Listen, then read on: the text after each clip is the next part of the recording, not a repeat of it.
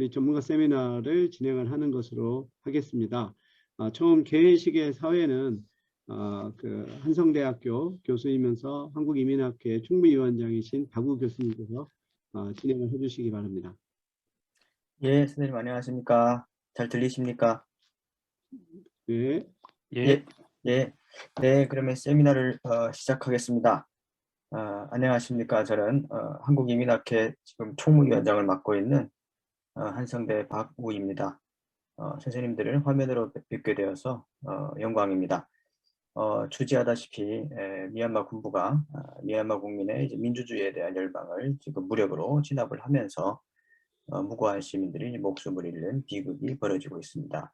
이에 한국이민학회, 한국이민정책학회, 제외한인학회는 미얀마 민주화 운동에 관한 우리 일반 국민의 인식을 제고하고 우리의 지원 방안을 모색하고자 전문가 세미나를 개최하게 되었습니다.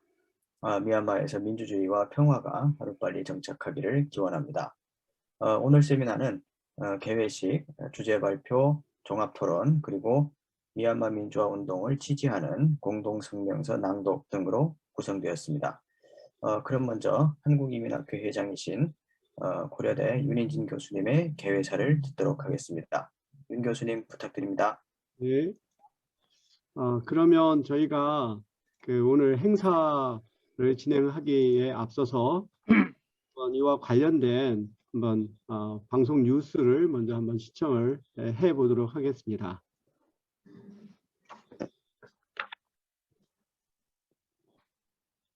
국민들이 아이어른 할 것 없이 잔혹하게 진압하고 있는 곳 미얀마는 벌써 2달째 지옥 같은 시간을 보내고 있습니다. 미얀마인들은 국제사회에 도움을 요청해 보지만 유엔은 아직까지도 군사적 개입 같은 움직임을 보이지 않습니다. 왜 그럴까요? 세계를 보다 정당 기자입니다. 품에 맞아 숨진 아들을 품에 안고 오열하는 아버지.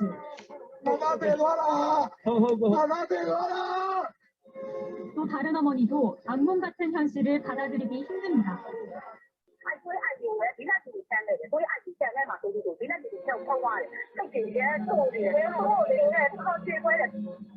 야권 시위대에 합류한 21살 축구 유망주도 통근 차량을 타고 퇴근하던 신한은행 미얀마 현지 직원도 군경의 무차별 난사에 희생됐습니다. 인간인마 500여 명이 숨졌고 이 가운데 어린이 희생자만 40명을 넘습니다. 무장한 군경에 시민들이 할 수 있는 건 새총으로 저항하고 방탄조끼나 방패 등을 만드는 것뿐입니다. We decide to prepare for the defense, like a shield. We are contributing by ourselves, and we just using with our salary. 군부는 인터넷을 차단하고 언론인들까지 체포하며 잔인한 학살이 해외로 알려지는 걸 막고 있습니다. We don't know when the military will be cut off everything, so we can't even present what's going on. That there will be no hardship, and these violence will come. 국제사회에 도움을 요청하는 이들의 목소리는 더욱 간절해지고 이스미얀마도 자국의 비참한 현실을 고했지만 More than 100 people died today. We need your urgent international help right now. 결국 태국의 난민 지위를 요청했습니다. 그러나 절절한 호소에도 강대국들은 위험하니 떠나라는 자국민을 위한 조치를 내리고 That is evident from what we're seeing and hearing and witnessing every single day in Burma. So we've taken a number of actions. 유엔은 미얀마 군부를 규탄한다며 4차례 성명만 낼 뿐 히바다가 임박했다는 유엔 특사 경고에도 국제사회의 군사 개입 움직임은 전혀 없습니다. 유엔 안보리 상임이사국인 중국과 러시아의 반발 때문입니다. 특히 중국은 미얀마 사태에 대한 오해 소지가 생긴다며 살인이란 표현을 죽음으로 바꾸라고 고집부렸습니다. 国际社会应该在坚持不干涉内政这一国际关系基本准则的前提下 미국이 군사적인 개입이나 그런 조치들을 취한다고 그럴 때 미얀마에서 미국과 중국 간의 충돌이 일어날 수 있는 위험한 지역이라서 공회전하는 유엔을 비웃듯 군부의 학살은 더 잔혹해지지만 이에 맞서 세 손가락 경례를 하는 미얀마 대사. 다 잘 될 거야라는 메시지를 남기고 숨진 19살 소녀. 군부 앞에서 나를 쏘라던 수녀까지. 미얀마 군부와 싸울 SNS 시민군이 되어달라는 국제청원이 시작됐습니다. 세계를 보다 정다은입니다.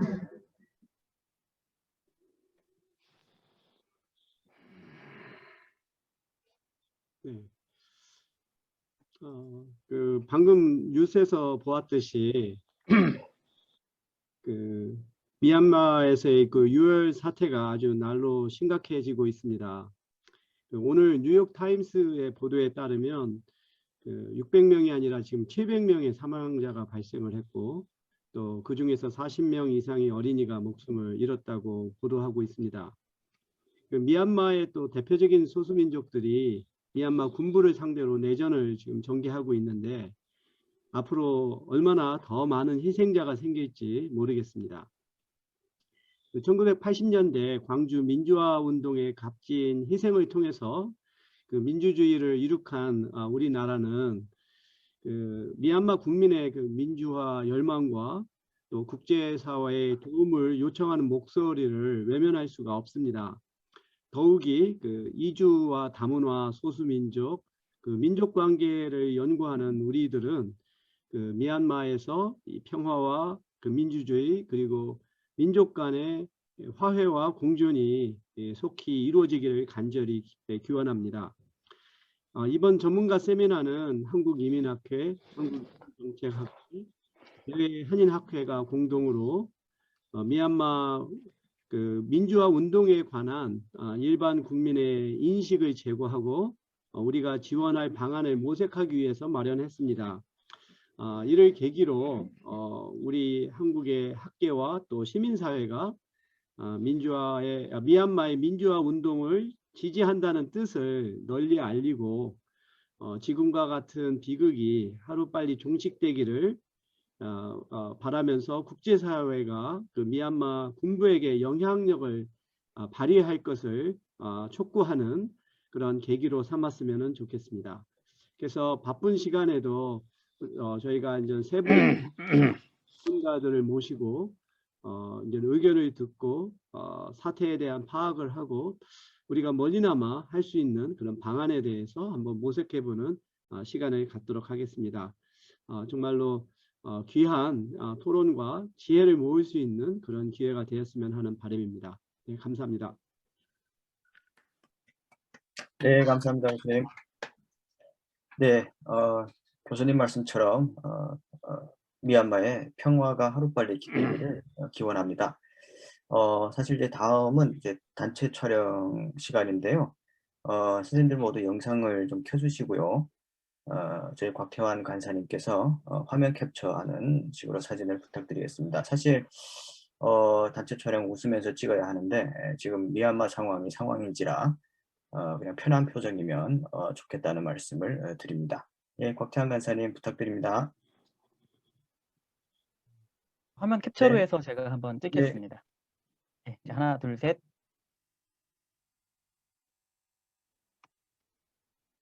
네, 한 번 더 찍겠습니다. 하나, 둘, 셋. 다시 찍겠습니다. 네. 화면 다 켜주시고요. 네, 한 번 더 찍겠습니다. 하나, 둘, 셋. 네, 됐습니다. 네, 감사합니다. 그럼 주제 발표로 이어가도록 하겠습니다. 주제 발표의 사회는 현재 제외한인학회의 회장이신 경희대 정치외교학과 송석원 교수님께서 맡아주셨습니다. 송 교수님 부탁드립니다. 예, 감사합니다. 그 제외한인학회 회장을 맡고 있는 경희대학교 정치외교학과 송석원입니다. 예, 사실 뭐 지금 미얀마 문제가 굉장히 심각해지고 있습니다만 아까 조금 전에 지켜본 동영상에서도 모르겠습니다. 저희들 세대에서 보면 약간의 그 상당한 정도의 기시감 같은 거를 이제 느끼게 되는데 우리 사회가 약 30여 년 전에 저런 모습이었다라고 하는 점을 돌이켜 보면 상당히 좀 이게 21세기가 되었음에도 불구하고 여전히 군부가 정치에 개입을 하면서 이런 말도 안 되는 민주주의를 후퇴시키는 이런 그 작태들이 벌어지고 있는 거에 대해서 정말 우리 성명서에 있는 대로 분노와 경악을 금치 못하는 그런 말씀을 먼저 드립니다.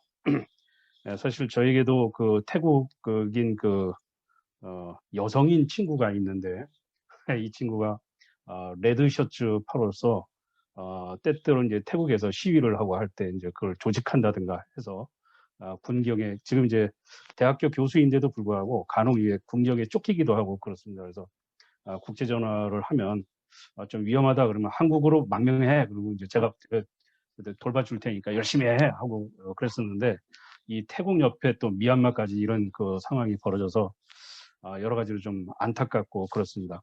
근데 사실 저는 이제 정치학을 하는데 정치학을 하는 사람의 입장에서 단지 안타깝다는 얘기를 표명하는 정도가 저희들이 할 수 있는 다인가 하는 것을 생각하면 그거는 아닌데 하는 생각을 하고 있는데 모처럼 이렇게 윤인진 회장님과 김태환 그 회장님 이민학회와 이민정책학회 등에서 이렇게 좋은 그 저희 제외한인학회하고 함께 이런 공동 성명서를 발표하고 그를 위한 그 기념 세미나를 열게 된 거에 대해서 굉장히 기쁘게 생각합니다. 그래서 오늘 이제 그 세미나에 세 분의 이제 그 주제 발표가 있는데요. 전북대학교 동남아연구소의 김희숙 선생님, 미얀마 투데이의 최진배 선생님, 국제민주연대의 나현필 선생님 이 세 분이십니다. 이 세 분의 발표를 이제 그 듣도록 하겠는데 1인당 약 20분 정도 이렇게 발표를 진행해 주시기 바랍니다.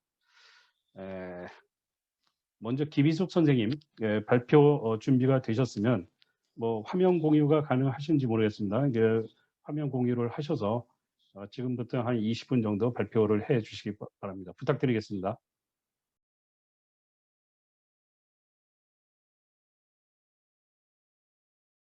사실 저희들이 이제 그 미얀마와 관련된 이야기를 듣는 것이 이제 그 언론 보도를 제외하고 이제 전문가들도 계시겠지만 이제 전문가가 아니신 분들 그래서 이제 미얀마 사정에 대해서는 잘 모르시는 분들이 많아서 미얀마 시민 불복종 운동이 왜 나오게 되었고 그게 어떤 사회 정치적인 함의가 있느냐 하는 문제에 대해서 상당히 좋은 발표를 들었다고 생각을 합니다. 저희들이 그 이해에 대해서 그 미얀마에 대해서 심층 이해하는 데 상당히 도움이 되었고 지금 말씀하신 것만 보더라도 오늘 저희들 그 3개 학회가 모여가지고 미얀마의 민주화를 지지하는 성명서를 발표하는 것의 당위성을 좀 이렇게 말씀해 주시는 그런 그 부분이 있지 않았나 그런 생각을 하게 됩니다. 조금 이따가 이제 종합 토론에서 이제 더 자세한 논의를 하기를 바라고요. 이어서 이제 미얀마 투데이의 최진배 선생님의 군부 쿠데타와 민주화 혁명으로 변화하고 있는 버마족과 소수민족 관계에 대한 발표를 듣겠습니다. 가능하면 20분 이내로 좀 맞춰주시기를 부탁드리겠습니다. 최진배 선생님 네, 발표를 알겠습니다. 부탁드리겠습니다. 네.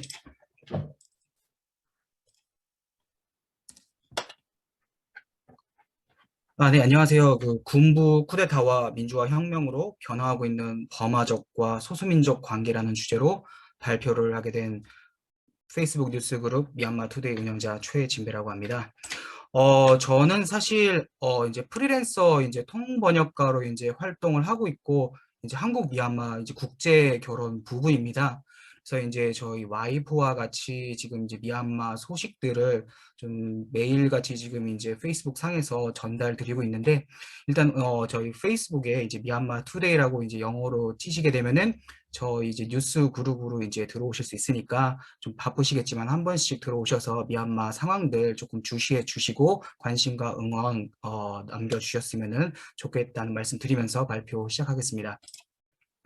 일단 저가 이제 뉴스를 전하고 또 이제 말을 옮기는 이제 사람 입장에서 현재 미얀마의 상황 좀 간략하게 좀 전달 드리면서 이제 소수민족과 무장단체가 현재 어떤 이제 역할을 하고 있고 어떤 특이 사항들이 있는지에 대해서 좀 중점적으로 이제 말씀드리고 그리고 이제 연방군이 이제 창설된다는 이야기가 계속 나오고 CRPH가 그거를 준비하고 있다라는 게 제일 지금 이슈가 되고 있는데 그것이 정말 이제 연방군으로 형성이 되고 내전이 이제 정말로 실현이 돼서 승리할 수 있는가 이런 부분에 대해서 좀 시나리오 같은 거를 이제 현지 주민들하고 좀 이제 인터뷰를 하면서 약간 소식을 모아봤는데 그 내용들을 좀 전달드리고 그리고 이제 쿠데타 전후로 이제 미얀마 이제 버마족과 소수민족 간의 상호 인식이 어떤 식으로 변화되었는가 이런 말씀을 드리면서 마지막으로 이제 미얀마 국민들과 CRPH가 이제 한국 사회 그리고 이제 세계 시민 사회에 바라고자 하는 점 이런 것들을 좀 추려서 내용을 구성해 봤습니다.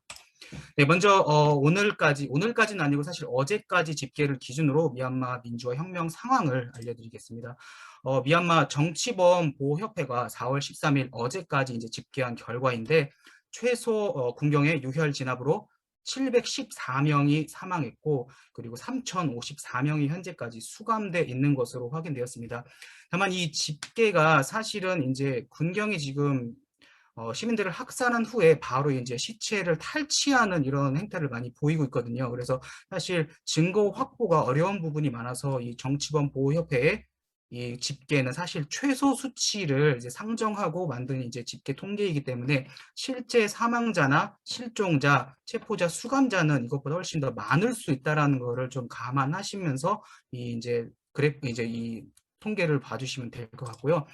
일단은 현재 지금 쿠데타 세력이 상당히 잔혹하게 이 민주화 이제 시위대를 이제 진압하는 양상을 보이고 있는데 최근 이제 일주일, 2주일 들어서 이제 가장 크게 두드러지게 보여지는 현상이 이제 공포 통치, 이제 초법적인 탄압을 이제 군부가 시작을 했고 그리고 이제 언론에서 이제 발표하는 거는 이제 고무탄이나 공포탄을 이용해서 최소한의 진압을 현재 하고 있다라는 이야기를 하지만 사실은 이게 다 거짓말이거든요.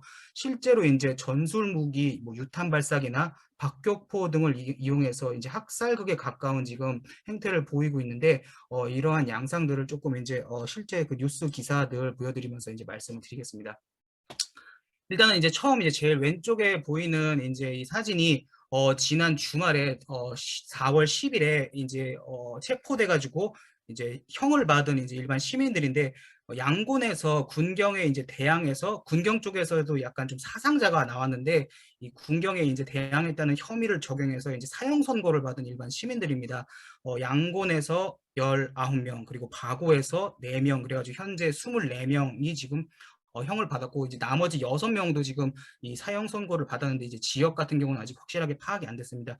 그러니까 이 체포 그리고 이제 기소 그리고 재판 형 선고까지 하루도 안 걸리는 정말 말도 안 되는 지금 형태로 지금 시민들을 지금 탄압하고 있고 그리고 이제 중간에 보이는 이분이 이제 미얀마 모델입니다. 그 파인드 군이라 그래가지고 국내에서도 상당히 인기가 많은 이제 남자 모델분인데 이분이 이제 그 이제 시위대에 합류해서 이제 시위도 하시고 페이스북 상에서 정치적 의견을 이제 자주 피력을 하다 보니까 지금 이제 선동죄로 이제 체포가 돼가지고 지금 군경에 체포된 지 한 지금 일주일 정도 되는데 아직까지도 생사를 모릅니다. 어떻게 됐다는 이야기도 이제 전달이 안 되고 있는데 비단 이 모델뿐만 아니라 이제 미얀마에서 조금 영향력이 있는 인플루언서라든가 연예인이라든가 예술가 등을 지금 마구잡이로 잡아들이고 있습니다.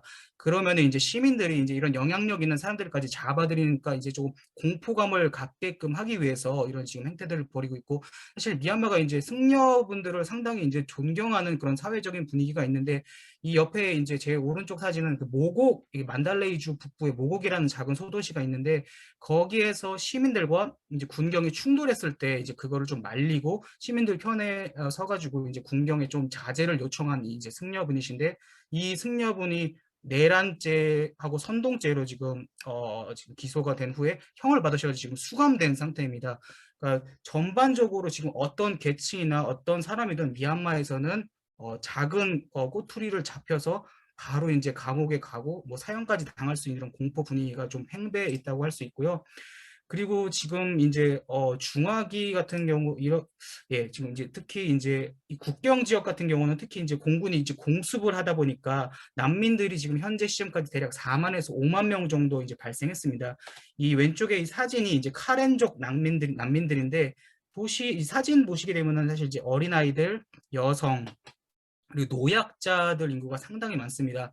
지금 이제 절대적으로 이제 뭐 식수나 식량 같은 게 부족한 상황이고요. 그리고 의료품이나 비를 피할 수 있는 천막 같은 것도 없어서 이제 굴을 파고 생활한다던가 나뭇잎을 엮어서 이제 BPR 지붕 정도만 만들어가지고 상당히 열악한 환경에서 지금 지내고 있는 상황입니다. 그래서 사실 뭐 폭격이나 이제 공습에 의한 피해보다는 사실 다른 이제 부수적 피해들이 훨씬 더 이제 많이 발생할 수 있는 그런 우려가 있고 이 오른쪽 같은 경우는 이제 사가잉주에서 이제 그 마을에 이제 발사된 이제 이게 그 박격포랑 유탄의 불발탄입니다. 근데 이제 이런 군경이 사실 이게 사실 전면전에서나 사용하는 이제 전술 무기인데 이걸 민간인한테 이제 발사하고 있는 이런 상황이라는 거죠. 그러니까 마을 주민들이 이거를 이제 뭐 모아둔 게 이게 강력한 증거가 되다 보니까 이거를 모아서 제보를 하고 이게 기사화가 된 건데 사실 그 단순하게 이제 지금은 진압의 차원 수준을 넘어서 학살에 가까운 지금 양상으로 지금 미얀마 민주화 혁명이 지금 분위기가 바뀌고 있다라는 지금 얘기를 드릴 수 있을 것 같습니다.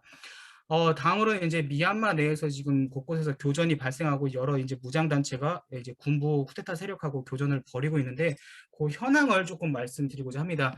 이게 이제 그 미얀마 지도고요. 현재 그 미얀마에는 현존하는 무장단체가 대략 30여 개 정도 있다고 지금 추정을 하고 있습니다. 그리고 그 중에서 정규군을 보유하고 있는 단체는 한 20여 개 정도 되고요. 지금 이제 표시를 제가 대략적으로 했고 이 빨간색 원형으로 된 것이 이 무장단체의 본부가 있는 지역입니다.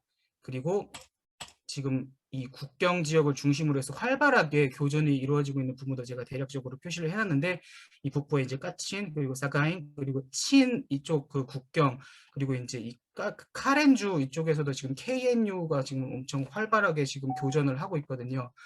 그리고 조금 더 이제 특이하게 이제 조금 말씀드릴 수 있을 만한 부분이 초반에는 아까 이제 앞에서 이제 김희숙 교수님께서도 말씀해 주신 것처럼 시민들이 평화적으로 이제 시위를 하고 집회를 하다가 지금 군경의 탄압이 워낙 심하다 보니까 조금씩 무장을 하고 있는 분위기입니다. 이제 특히 조금 눈여겨볼 만할 이런 단체들이 있는데 이 사가잉에 이제 끌레이라는 도시하고 따무라는 이제 인도 접경 지역 도시가 있는데 이쪽에서는 그 시민군이 이제 군대 형식으로 이제 조직화돼서 군경에 지금 대항하고 군경 쪽에서도 상당히 사상자가 많이 나오는 걸로 지금 파악이 되고 있습니다. 이게 지금 방금 말씀드린 이제 클레이 시빌 아미라고 해가지고 클레이 시민군인데 이 지금 왼쪽에 있는 사진은 사실은 이제 군경에 체포된 사진이거든요. 근데 사진을 이제 자세히 보시게 되면은 조금 조약하기는 하지만 이제 그 수렴용 이제 총이나 사제 이제 총포 그리고 화염병 등을 이용해 가지고 상당히 화력을 갖춘 것을 볼 수 있습니다. 그래서 군경 쪽에서도 이 시민군의 이제 조금 격렬한 저항 때문에 계속적으로 이제 사상자가 발생하고 있고 그래서 더욱더 이제 보복을 가하는 이런 조금 악순환이 좀 반복되고 있는데 그럼에도 불구하고 이 시민군이 지속적으로 이렇게 저항을 이어나가는 것은 이제 앞으로 CRPH에서 연방군을 창설했을 때 본인들이 이제 연방군에 바로 들어갈 수 있게끔 초석을 마련하겠다 이런 의지를 가지고 이 활동을 이어나간다라는 얘기를 그 시민군 측에서는 많이 하고 있습니다. 이게 그 미얀마 피스 모니터라는 이제 곳에서 미얀마 내에 있는 무장 단체들을 이렇게 목록화해 놓은 것인데 상당히 많죠. 그러니까 약 30여 개의 무장 단체가 있고 이 무장 단체가 보유한 정규군을 전부 다 이렇게 합쳐서 연방군을 형성하게 되면 대략 7만 5천에서 8만 명 정도 규모의 연방군이 창설될 것이라고 추정을 하고 있습니다. 그리고 지속적으로 지금 그 버마족 젊은이들이 국경 쪽으로 이제 약간 도피를 하고 그쪽에서 이제 입대 신청을 하면서 약 2만에서 3만 명 정도가 지금 이제 그 국경 쪽에서 새로 입대를 한 것으로 이제 그 뉴스가 나왔고 더불어서 계속적으로 이제 병력 증원을 하고 있기 때문에 연합군이 창설되게 되면은 약 10만 명 정도의 규모가 될 것이라고 추정을 하고 있습니다. 그래서 이런 연합군이 정말로 창설이 돼서 내전이 수행이 된다면 정말 이길 수 있을까? 이게 어떤 상황인가에 대해서 조금 이제 얘기를 드리고자 하는데 일단은 CRPH 대변인이 지난 4월 10일에 이런 식으로 이제 성명을 발표했습니다. 연방정부 창설을 위해 그 소수민족 무장단체와 활발하게 지금 논의가 진행되고 있고 대략적으로 한 80% 정도 진행된 상황이다. 긍정적인 상황이다 이렇게 메시지를 냈고 오늘 4월 14일 오늘 한국 시간 오늘 오전 중에 그 UN 특별대사인 닥터 사사가 소수민족 무장단체와의 협상이 순조롭게 진행되어서 국민통합정부라는 명칭을 가지고 정부를 이제 수립하는 것이 초읽기에 들어갔다라는 식으로 이제 메시지를 냈는데 조금 빠르게 되면은 4월 말이나 5월 초까지는 이게 정말 창설이 될 수 있다라는 지금 분위기로 CRPH 측에서는 지금 얘기를 하고 있습니다. 근데 이제 다만 이제 연방군 창설에 있어서는 조금 이제 협의를 해야 될 부분들이 아직 많이 남았다는 식으로 지금 얘기를 해서 사실은 이게 진짜로 진행될 때까지는 조금 기간이나 조금 어려움이 좀 남아있다는 지금 뉘앙스로 얘기를 했는데 이제 대조를 조금 한번 해보려고 해요. 미얀마 지금 저는 그냥 쿠데타 세력이라고 지금 미얀마 현 군부 그리고 이제 CRPH와 연방군으로 해서 이걸 나눠봤는데, 앞에서 이제 말씀하신 것처럼 미얀마 이 군대 세력이 그 동남아시아에서는 상당히 강력한 군사력을 보유하고 있습니다. 베트남이 1위고 그 다음이 이제 2위가 이제 미얀마인데, 실제로 이제 육군 병력이 한 50만 정도 되고, 그 중에 이제 실제 가용한 전투 병력이 한 35만, 거기다가 공군력까지 포함해서 약 37만 명 정도가 바로 전투에 투입될 수 있는 이런 병력을 갖고 있고, CRPH 같은 경우는 이제 앞전에 말씀드린 것처럼 이제 조금 잘 구성이 된다고 해도 약 10만 명 정도, 그래서 전력상으로 단순 비교하면은 약 3.7배 혹은 4배 정도의 이제 규모 차가 발생을 하게 됩니다. 그래서 이제 약간은 좀 뭐 부정적인 견해도 있고 긍정적인 이제 이런 좀 시나리오도 나와 있는데, 먼저 이제 좀 낙관적인 시나리오를 말씀드리면은, 군사 쿠데타 세력이 이제 수적으로 우세하고 특히 막강한 이제 공군력을 활용해서 뭐 공습을 하는 등의 이제 공격을 가하고 있긴 하지만, 근데 사실은 대부분의 이제 35만이나 되는 병력의 대부분이 재래식 보병입니다. 그래서 비교를 하자면은 한국군의 80년대 초반 정도의 전력과 장비 수준을 갖고 있는 재래식 보병이기 때문에 사실상 어떤 선진적인 이런 전술이나 무기를 활용하는 군대는 아니라는 거죠. 그리고 특히 이제 대부분의 교전이 현재 국경지대에서 벌어지고 있는데, 국경지대가 이제 미얀마 이제 그 버마족들이 사는 평야지대와는 좀 다르게 대부분이 산악지형이나 밀림 지역으로 되어 있습니다. 그래서 여기에서 이제 지형적이나 지리적으로 이해도가 높은 이제 무장 단체들이 오히려 전략적인 좀 이점을 가지고 있고, 그리고 50년 이상 지금 이제 내전을 진행해왔던 이제 전투 경험이 있기 때문에 사실은 실전 경험이 많은 베테랑 이제 군대는 사실은 소수민족 무장 단체라는 조금 낙관적인 전망이 있습니다. 그리고 이제 내륙 지방에서 이제 시민군들이나 시민들이 지속적으로 이걸 지원하고 또 내응을 하기 때문에 점차적으로 정말 전면전이 발생하게 되면은 미얀마의 전반적인 그 미얀마 군이 감당해야 되는 전선이 워낙 넓기 때문에 전략적으로 봤을 때는 오히려 불리하다라는 조금 긍정적인 시나리오가 있고요. 이제 비관적인 거는 사실은 그냥 한마디로 그냥 핵심은 돈 문제입니다. 이 교전으로 인해서 이제 발생하는 비용들을 CRPH나 이제 소수민족 무장단체가 좀 감당하기 어려운 수준이라는 거죠. 이게 그 소수민족 그 출신의 그 예전에 이제 그 활동했던 그 시민하고 제가 좀 이야기를 하면서 약간 인터뷰 비슷하게 얘기를 해봤는데, 현재 지금 이제 국경 쪽에서 15분, 20분 정도 방어전을 수행하는데 한국 돈으로 약 700만 원 정도 소모가 된다고 합니다. 이게 정말 전면전으로 비화가 돼서 10만 대 37만의 이제 전쟁이 일어나게 되면은 이 막대한 전쟁 비용을 CRPH나 소수민족 무장단체가 과연 감당을 할 수 있을까? 이게 사실은 가장 큰 지금 이제 연방군이 창설된다는 그 다음 전제에 있어서 상당히 어려운 부분 중에 하나고요. 그리고 이제 지속적으로 이제 전쟁 난민이 발생하다 보니까 병력들이 이제 이거를 보호하기 위해서 조금 분산되는 경향, 그리고 공습 등으로 인해서 계속적으로 지금 병력 손실을 보고 있고, 또 이제 무장단체 내 그리고 무장단체 간의 이견이나 이권들이 또 있기 때문에 실제로 연방군이 창설될 때까지 많은 협의 과정이 더 요구될 것이다라는 지금 시나리오가 있습니다. 네, 다음으로는 이제 그 미얀마 내 버마족과 소수민족 간의 상호 인식이 쿠데타 전후로 어떻게 바뀌었는가에 대해서 조금 말씀을 드리고 싶은데, 일단은 저도 이전에 계속 이제 현지 뉴스를 보고, 이제 이전에도 쿠데타 이전에도 이제 미얀마 이제 정규군과 이제 소수민족 무장단체 간에 계속 교전이 있었는데, 그때는 이제 그 이 칭호 자체가 반란군, 반정부군, 테러리스트 이런 느낌의 약간 멸칭에 가까운 표현으로 이제 소수민족 무장단체를 표현을 했습니다. 근데 이제 쿠데타 이후에 지금 이제 상황을 보게 되면은 같은 이제 버마 이제 국민을 버마족 군대가 학살하고 그거를 보호하는 게 오히려 소수민족 무장단체가 돼버리는 되게 아이러니한 지금 상황으로 지금 바뀌고 있는데, 그래서 이제 재미있는 게 이 호칭 자체가 지금은 전혀 이 뭐 반군이나 반정부군이라는 표현이 전혀 사용되지 않습니다. 모든 언론이나 시민들 사이에서는 소수민족 무장단체라는 표현을 쓰거나 오히려 연방군 혹은 민족해방군이라는 오히려 격상된 표현으로 지금 이제 소수민족 무장단체를 칭하고 있습니다. 이제 저 와이프가 이제 만달레이 출신인데, 이제 어렸을 때 이제 TV를 보게 되면은 이제 그 군부가 소유한 이제 어용 언론 이제 공영 방송이 있는데, 그쪽에서 선전을 상당히 많이 한다고 이야기를 했어요.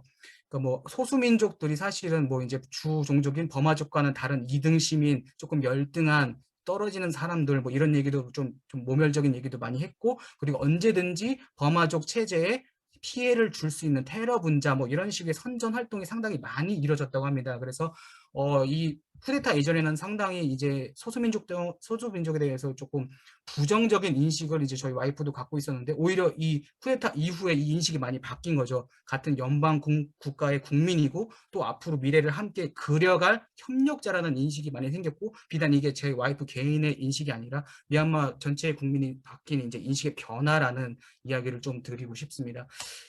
그냥 간단한 예인데, 이게 쿠데타 이후에 미얀마의 젊은 아티스트들이 만든 그래픽 아트입니다. 이제 그 미얀마 주요 무장 단체들에 대한 그래픽 아트인데, 보시게 되면은 전혀 어떤 부정적인 느낌이 느껴지지 않으시죠? 이 그래픽 아트를 봤을 때 보면은 이제 늠름한 모습, 기댈 수 있고 조금 이제 멋진 이런 군인의 형상을 이제 그려놓은 건데, 이게 사실 그냥 단적으로 미얀마 버마족 국민들이 그 소수민족 무장단체에 대한 이미지가 어떻게 바뀌었는가를 보여주는 조금 예시라고 저는 생각을 합니다. 다음으로는 미얀마 소수민족들이 버마족에 대해서 인식이 어떻게 변화되었는가, 이 얘기를 좀 하는데, 간단하게 이야기 드리면은 사실은 경제적으로나 어떤 환경적으로 조금 이제 많이 차별을 당한 것은 사실입니다. 특히 어떤 뭐 이제 자원의 분배라든가 어떤 권한의 분배에 있어서 철저하게 배제된 지역들은 항상 이제 소수민족들이 생활하는 구역이었고, 그리고 어떤 이슈가 생겼을 때 버마족이 군대를 동원해서 항상 힘의 논리로 이걸 누르고 억압하는 이런 사회에서 살았는데, 이 쿠데타가 막상 일어나고 나니까 뭐 소수 민족이나 버마족 일반 국민이나 다를 게 없는 거죠. 매한가지죠. 그냥 죽는 거는 똑같고 뭐 총 맞는 거에는 이게 뭐 구분이 없다 보니까, 사실 그러면은 버마족도 우리와 같이 이 군부라는 공동의 적에 있어서 똑같은 피해자구나라는 이런 연대의식과 공동체의식이 많이 생겼다는 이야기를 합니다. 네, 이게 지난 4월 10일에 까친주에서 이제 어린 학생들이 이제 진행한 이제 집회인데, 이제 보시게 되면은 이제 그 미얀마 이제 버마족 지도자인 아웅산 수치 여사의 사진을 들고 있고, 오른쪽 같은 경우는 이제 아웅산 장군 초상화를 이렇게 들고 있는데, 이런 시위들을 집행하면서 뭐 이전에는 뭐 자치권, 독립권 뭐 이런 것들을 기치를 내세워서 이제 구호를 외쳤다면, 지금은 이제 연방 민주주의, 함께 그릴 미래에 대한 이야기를 중점적으로 이제 이런 시위를 진행을 합니다. 그리고 이 아이들이 소수민족, 까친족 출신 아이들이 이런 시위를 진행하고 있고, 앞으로 이런 것들이 되게 활발하게 지금 되고 있다는 게 사실은 상당히 조금 좋은 변화인 거죠. 네, 그래서 이 한마디로 지금 소수민족과 버마족의 이 상황을 정리하자면은, 미얀마 내에 여태까지 존재했었던 다양한 갈등들이 군부라는 이 쿠데타 세력이라는 공공의 적 앞에서 빠르게 결집하고 있는 상황이라고 저는 정의를 하고 싶습니다. 네, 이제 마지막으로 이제 저도 뭐 이제 뉴스를 만들거나 여러 이제 현지 주민들하고 이야기를 하면서, 그러면은 뭐가 필요하고, 뭐 한국 시민들이나 세계 시민사회 얘기를 할 수 있는 기회가 있다면은 어떤 거를 중점적으로 얘기를 하고 싶냐, 이런 식으로 좀 질문을 많이 해봤는데, 그게 이제 이렇게 4가지 정도 이야기로 이제 추려볼 수 있을 것 같습니다. 일단은 가장 먼저 이제 얘기하는 거는 CRPH 현 연방의회 대표위원회에 대한 지지입니다. 지금 어떤 뭐 규탄을 하게 되면 항상 뭐 군부 세력에 대한 규탄을 하고 뭔가 자제를 촉구하면은 또 이제 군부한테 이야기를 하는데, 애초에 지금 이 군부라는 집단은 어떠한 정당성도 없는, 정치적인 정당성이 없는 테러 집단이라는 거죠. 그렇기 때문에 이쪽에다가 이야기를 할 필요가 없다는 겁니다. 뭔가 필요한 게 있으면은 지금 임시정부인 CRPH에다가 이야기를 하고, 그리고 이거를 정식적인 정부로 인정을 해서 위치를 격상시켜달라는 이야기를 제일 많이 했습니다.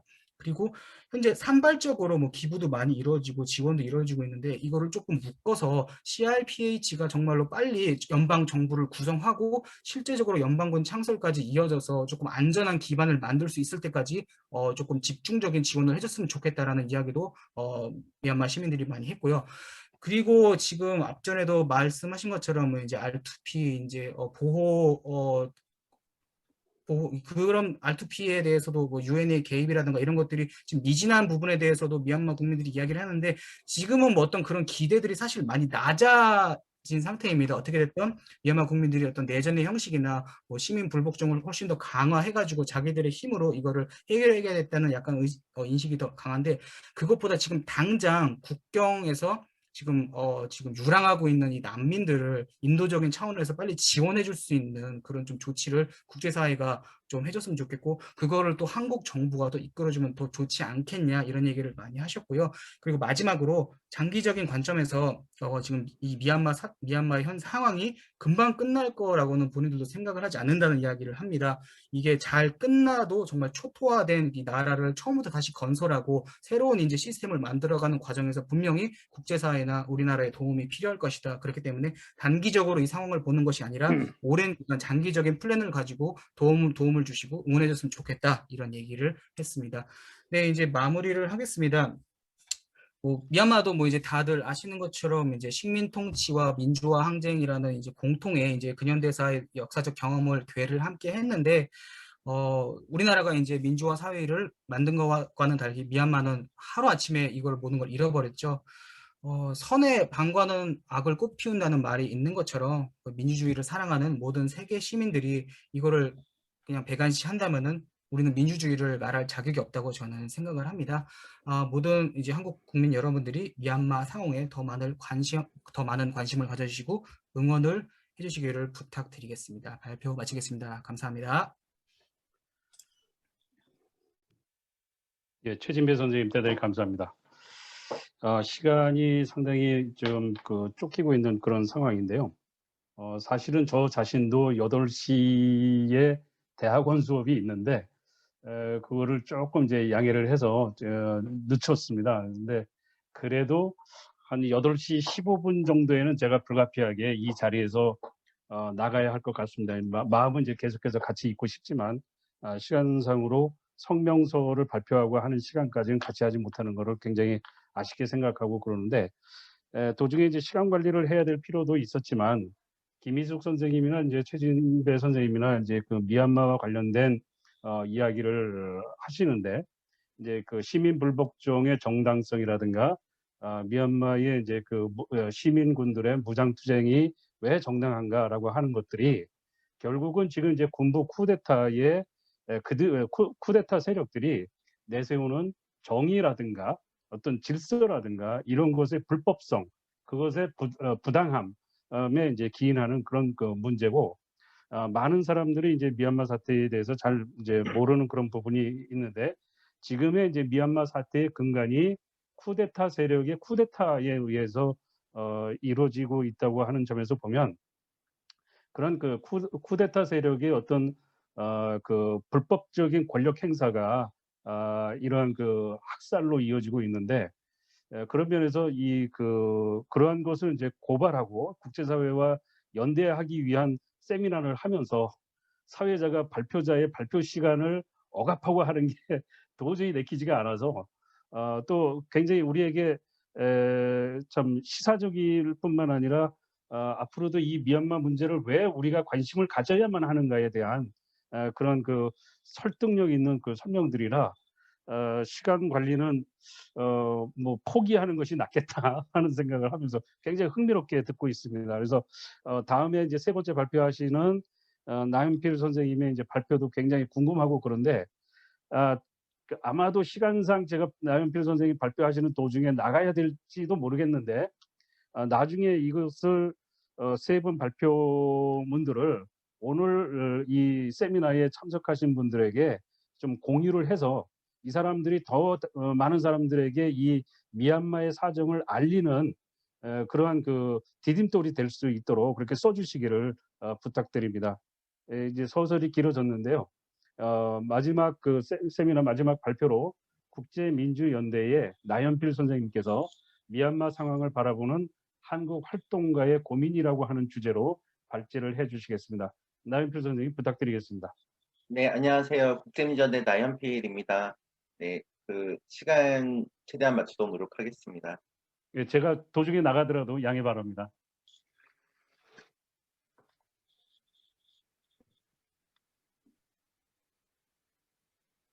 제가 국제민주연대 활동을 2006년부터 시작을 했는데요. 저는 이제 2007년 샤프란 항쟁을 먼저 좀 시작을 해보도록 하겠습니다. 기억하실지 모르겠지만 2007년도에 이제 소위 샤프란 항쟁이라 불리우는 미얀마에서 큰 시위가 있었는데 그때도 제 기억에 한국 시민들이 굉장히 많이 지지하고 연대를 해주셨어요. 심지어 이제 2007년 9월 29일 날 약 100분의 시민들이 그러니까 2007년만 하더라도 참 벌써 예전인데 그때 광화문에 촛불 집회를 하러 오셨어요. 그때 이제 한국에 지금도 계신 NLD의 조모아 씨부터 해서 지금 죄송합니다. 지금 NLD 하시는 분들부터 해가지고 그때 고등학생분들 뭐 한국에 거주하고 계신 외국분들 다 포함해가지고 저는 이제 이렇게 100분이나 되는 분들이 다른 나라의 어떤 민주주의 인권 이슈를 통해서 촛불 집회하는 경우가 사실 그렇게 많지는 않거든요. 뭐 이라크전 참전 이런 건 있었지만 제가 이제 뭐 시간이 없어서 이거 기사는 열진 않겠습니다. 그리고 그때 또 제가 기억나는 장면이 뭐냐면 그때 또 이제 주한 미얀마 대사관 앞에서 열리는 큰 기자회견이 있었어요. 근데 그때 지금은 돌아가신 고 노회찬 대표랑 그 북한 인권 단체에서 오신 분들이 같은 플래카드를 들고 이제 미얀마 대사관 앞에서 이제 그 사진을 찍은 거예요. 이제 군부의 학살을 이제 반대한다라고 아마 그런 게 굉장히 한국 사회운동에서 되게 진기한 장면이거든요. 그래서 이제 평소에는 잘 이렇게 접점이 없는 단체들이 그러니까 그만큼 제가 말씀드리고 싶은 거는 미얀마 문제는 한국에서 좌우 보수 진보할 거 없이 한국 시민들이 예전부터 참 많이 이상하게 지지를 많이 하는 이슈예요. 제가 다른 나라와 비교해 보더라도 왜 이렇게 한국 시민들은 미얀마에 대해서는 이렇게 애정이 유난히 많으실까? 실제로도 제가 이렇게 활동을 해오면서 다른 인권단체들이나 사회단체들도 다른 나라 이슈에 대해서는 이렇게까지 안 하시는데 그 미얀마 이슈 관련해서는 정말 꾸준하게 많이 하세요. 그러다 보니 이 한국에 계시는 제한 미얀마 이제 민주활동가 분들 그리고 이제 NLD 한국 지부 분들도 있어서 이분들이랑 한국 시민사회랑 되게 친했어요. 굉장히 서로 많이 이렇게 뭐 술도 같이 많이 마시고 굉장히 좀 이렇게 친했었는데 근데 이제 이렇게 친했던 관계가 이제 깨지는 계기가 있었죠. 바로 2017년에 있었던 로힝야 학살이었습니다. 이게 그 로힝야 학살이 2017년에 벌어지고 나서 그때 국제사회가 이제 굉장히 많이 비판을 했었죠. 이제 미얀마 군부가 주도적으로 일으키긴 했지만 어쨌든 그 NLD 정부도 마찬가지로 좀 오히려 침묵하거나 나중에 이제 옹호하는 자세까지 보였었죠. 근데 이때 이분들이 지금 한국에 계시는 미얀마 분들이에요. 이분들이 그 예전 국가인권위 건물에 거기 이제 UNHCR 그 유엔 난민기구 서울 사무소가 있거든요. 거기 앞에 가셔가지고 이렇게 시위를 하신 거예요. 근데 여기 보시면 이제 잘 보실지 모르겠지만 로힝야는 미얀마의 소수민족이 아니다. 이제 테러리스트 꺼져라 이렇게 했고 뭐 실제로 이제 이 집회에서도 이제 로힝야 사람들은 쉽게 말해서 불법 체류자라는 표현을 막 하신 거죠. 근데 사실 이때 이제 한국 활동가들이 되게 좀 충격을 많이 받았어요. 왜냐하면 그 미얀마 한국에 계신 분들도 사실 이주농자 신분으로 들어와 계시고 이분들이 이제 한국에서 쌤이 너무 잘 아시겠지만 이주농자들을 공격하는 가장 대표적인 용어가 불법 체류자라는 용어잖아요. 그러니까 본인들이 한국에서 당해왔던 그 용어들을 로힝야 사람들에게 불법 체류자라는 딱지를 붙이면서 공격을 하는 모습을 보고 한국 활동가들 입장에서 너무 충격을 많이 받았어요. 그 전까지는 미얀마의 민주주의와 인권을 위해서 굉장히 같이 신앙이 지내던 사람들이 이 문제 이후로는 뭐 그동안 이제 저희들이 이제 만나서 얘기도 해보자고 했지만 너무 이제 이분들의 로힝야 문제에 대한 인식의 벽이 너무 커서 그다음부터는 사실 소원해졌죠. 소원해지고 저희들도 굉장히 이제 이분들이 말하는 그러니까 그러면서 어떻게 됐냐면 2017년 이전에는 아웅산 수지나 NLD 정부에 대해서 사실 비판이 별로 없었어요. 한국 시민사회 내에서는. 당연히 미얀마의 민주주의의 상징이고 아웅산 수치는 그 주도적인 뭐 지금도 마찬가지지만 그렇기 때문에 NLD라던가 아웅산 수치에 대해서는 당연히 이분들이 권력을 잡는 것이 민주주의를 굉장히 중요한 일이고 지지한다는 어떤 약간 무조건적인 지지가 있었다면 로힝야 학살 국면을 지나가면서 한국 시민사회도 바뀐 거죠. 뭐 다른 세계 사회도 마찬가지겠지만 NLD 정부에 대해서 좀 더 객관적으로 바라보고 아웅산 수지라는 사람이 반드시 미얀마의 모든 민주주의를 다 가져가는 것이 옳은가 뭐 이런 사실도 있어요. 그러다 보니 쿠데타 일어났을 때 이제 만약에 예전 같았으면 무조건 아웅산 수치가 다시 권력을 잡는 것이 미얀마의 민주주의 반드시 선행되어야 한다라고 당연히 생각했겠지만 한국 시민사회 입장이 조금 이제 좀 객관적으로 보는 거예요. 쿠데타는 너무나 잘못된 일이지만 반드시 NLD가 반드시 또시 정권을 잡는 것이 그게 당연한 수순이니까 물론 선거 결과를 존중합니다. 그런데 제가 드리고 싶은 말씀이 어떤 말씀인지 알 것 같아요. 아실 거라 믿습니다. 미얀마의 민주주의 이코르 아웅산 수치 혹은 NLD 정부라는 등식 자체는 좀 이제는 그렇게 생각을 좀 안 하게 됐다라는 거죠. 무조건적인 지지는 아니다. 그러다 보니 이제 지금 한국에 여전히 이제 그 많은 미얀마 분들이 이제 그 활동하시잖아요. 근데 그분들이 미얀마 민주주의 네트워크라는 거를 해서 한국의 제한 미얀마 분들이랑 이제 한국 시민사회 분들이 같이 활동하는 그룹이 한국 그룹이 있고, 이제 한국 단체들, 그러니까 미얀마의 민주주의를 지지하는 한국 시민사회 단체 모임이란 그룹이 좀 따로 있어요. 그러니까 보통은 이제 이런 일들이 벌어지면 그 한국에 계신 커뮤니티나 한국 시민사회 단체를 결합해서 하는 방식으로 일반적으로 해왔는데, 지금 어쨌든 큰 그룹이 이렇게 두 개가 나눠져 있다. 그 이유는 바로 그 로힝야 학살 관련된 문제들이 여전히 거기에 이제 그 앙금이라고 표현하기는 뭐하고, 하여튼 그 이견들에 대해서 양쪽이 서로 좀 아직 해소가 되지 않은 부분도 있다라는 점을 좀 말씀드리고 싶어서 고민이죠. 고민이고 협력할 부분이 협력해야 되는데 어쨌든 네, 뭐 그렇게 되고 있습니다. 그런데 이제 저희들이 이제 이거는 말씀드리고 싶어요. 어쨌든 CRPH가 소수민족 부분 플러스에서 로힝야까지 이제 언급하고 있는 부분에 대해서는 좀 긍정적으로 바라보고 있고요. 또 이제 MZ 세대 말씀 많이 해주시는데, 이제 미얀마시의 추진 청년 세대가 로힝야 학살에 침묵한 것에 대해서 반성한다는 의견 낸 것도 굉장히 좀 인상적으로 봤고, 또 이제 그분들이 그 전 세대처럼 아웅산 수치에 대해서 무조건적인 지지를 하는 것은 아니다라는 또 결도 저는 이제 굉장히 좀 주목하고 있습니다. 미얀마 청년 세대에 대해서는 네, 그런 점 말씀드리고 싶고요. 근데 이제 CRPH 인정하라는 부분 방금 이제 최진배 선생님께서 이제 말씀해 주셨는데, 한국에서도 이제 당연히 군부를 인정하지 않아야 된다까지 합의가 됐는데, 이 CRPH 인정을 이제 한국 시민사회가 적극적으로 한국 정부에 좀 요구해야 되는 부분에 대해서는 아직 이제 좀 여전히 좀 아직 그 부분까지는 아직 못 나가고 있어요. 네, 그런 거에 대해서는 제가 방금 좀 전에 좀 길게 말씀드린 로힝야 사건 있을 때부터 어쨌든 NLD라는 부분에 대해서의 그런 부분들을 좀 같이 좀 복합적으로 있는 부분이 있다는 말씀 좀 드리고 싶습니다. 그래서 어쨌든 저희들은 이제 아직 뭐 이런 걸 하는 것 자체가 이르죠. 지금 뭐 사람이 죽어가고 있는데 쿠데타 이후의 과정을 맡은 건 사실 좀 너무 이른고 사실 그런 부분인데, 어쨌든 저희들은 한국 시민사회 입장에서는 지금의 약속들, CRPH가 로힝야 및 소수민족에 대해서 같이 하겠다는 약속들이 좀 지켜지는지는 계속 좀 주시를 좀 해볼 예정입니다. 그리고 이제 R2P 문제예요. 이게 4월 12일 최근 시인데, 여기 보시면 이제 그 시위대가 한국에서 굉장히 많이 도와주셨다고 이제 한글로 이렇게 피켓도 드시고, 또 We love you so much, 사우스 코리아 이렇게 들고 계셔가지고 사실 굉장히 좀 당연히 한국 활동할 때는 뭉클할 수밖에 없는데요. 근데 이제 이분들이 머리띠를 하고 있는 게 R2P라는 이제 그 머리띠를 하고 계시죠. 근데 사실 이 문제에 대해서 한국 활동가들이 좀 고민이 많습니다. 이제 그 김우수 선생님도 말씀하셨지만 이게 사실 R2P라 그런 건 이제 뭐 군사적 개입을 말하는 건데, 군사적 개입이 아니더라도 이제 다양한 개입들이라는 게 있겠죠. 근데 어쨌든 워낙 이제 한국 시민들이 여기에 대해서 한국 시민들이 정말 많이 지지를 하고 있다 보니까 정부가 처음으로 이렇게 다른 나라의 민주주의 문제에 대해서 그 조치를 발표를 했어요. 저는 이것도 굉장히 좀 의외였던 건데, 어쨌든 그런 조치를 했고, 그리고 시민사회가 뭐 성명서 발표하는 수준을 넘어선, 사실 선생님들 아시겠지만 한국 시민사회가 한국 기업, 특히 한국 기업의 해외 투자에 관련해서 문제를 제기하는 게 굉장히 어렵습니다. 제가 주로 하는 일이 해외 진출에 있는 한국 기업들의 인권 침해 문제를 감시하는 역할을 제가 주로 하거든요. 그래서 제가 대중 캠페인을 해보면 시민분들이 그 한국 기업에 대해서 뭔가 이렇게 외국에 나가서 열심히 돈 벌었는데 우리가 그렇게까지 뭐 가짜 한국 사람들끼리 꼭 야박하게 해야 되냐, 좀 그런 정서가 강해요.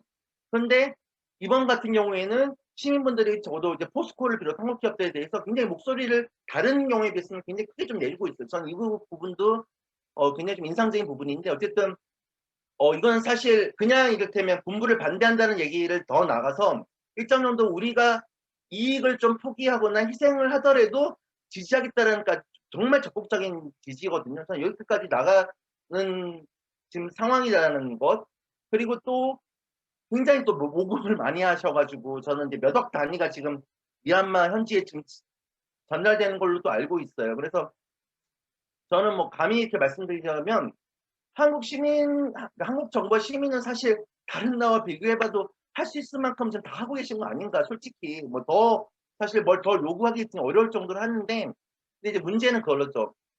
지금 요구하시는 유엔 평화유지군 파견에 지금 우리가 지금 한국 시민사회가 찬성해야 되나? 심지어 여기 이제 한국본 파병까지 포함돼서. 그런데 이제 김 수사님이 말씀하신 것처럼 이 R2P가 그 무력 개입이 제대로 된 케이스도 많이 없을 뿐더러 많은 경우에는 사실 이게 시리아나 이런 경우에서 무력 개입이 오히려 더 사태를 악화시키거나 또 많은 사람들이 생명을 앗아가는 좀 그런 우려들이 많아요. 그래서 지금 한국 시민사회의 어쨌든 입장은 무력 개입 형태의 R2P에 대해서는 여전히 좀 반대하는 입장입니다. 여기에 대해서는. 그런데 그 전과는 좀 다른 게 뭐냐면 사실 2019년 홍콩 시위 때부터 나타난 양상이 지금 SNS의 발달로 실시간으로 지금 미얀마에서 벌어진 일들이 한국에 바로 전달이 되잖아요. 사람이 죽어가는 얘기, 그리고 어떤 사람의 어떻게 죽었는지 스토리들이 들어오니까 사실은 이제 감정적으로 당장 저 학살을 멈추게 하고 싶은데 우리가 좀 무력하다라는 생각이 계속 들고는 있는 거예요. 그러다 보니 정말 이렇게 학살을 멈추려면 그 평화유지군이 가든 뭐가 되든 누가 가서 좀 막아야 되지 않나 이런 생각을 할 수밖에 없는 또 그런 계속 딜레마가 있습니다. 사실 어렵습니다. 그리고 두 번째, 그 내전 상황이 들어가면 돈 많이 든다는 얘기 하셨잖아요. 그러면 사실 돈 필요하다면 지금 이렇게 현재 상황에서 한국에서 시민들이 모금해가지고 1억씩 막 들어갔는데 앞으로는 우리가 지원하는 돈이 무기를 사는데 사용된다라면 이거를 솔직히 도덕적인 측면에서 시민사회가 나서가지고 무기 사는데 돈 사자, 그러니까 정당성을 부정하는 말이 아니라 어떤 말씀인지 이해하실 것 같아요. 저희들 입장에서 종교인들이 나서서 모금하시는데 그들이 무기를 사는데 이거를 쓰는 거를 과연 우리가 지원할 수 있을까? 사실 이 부분도 좀 되게 고민입니다, 솔직히. 그래서 내전이 될 때마다 사실 좀 많이 고민이고요. 그리고 이제 무력 개입 전 단계 이제 경제 제재 문제인데 경제 제재가 효과적일까? 미얀마는 계속 오랜 기간 동안 경제 제재 받아왔거든요. 그래서 군부가 사실 중국이라는 문제가 있기 때문에 그 한국 기업들 솔직히 이제 전 이제 포스코가 관계 단절할 계획이 지금 들을 텐데 포스코 빠지면 이제 중국 들어올 텐데 그러면 이제 그게 과연 정말 효과적일까라는 문제에 대해서 솔직히 좀 저도 잘 모르겠습니다. 이제 한국 기업 관련해서는 간단히 말씀드리면 가장 심한 이거예요. 가스 사업. 이게 가장 돈 포션이 많이 군부한테 가는 사업이고 이 미얀마 지금 상황이 군부의 승리를 끝나든 시민의 승리를 끝나든 여기는 이제 계속 문제가 될 거예요. 이게 뭐 중국이든 미얀마 군부도 이걸 포기 못할 거거든요. 그리고 포스코 인터내셔널 자체도 망해가던 회사가 쉽게 말해서 이것 때문에 살아나는 거예요. 회사 보고 포스코 보고 이거 철수하라 그러면 절대 뭐 못하겠죠.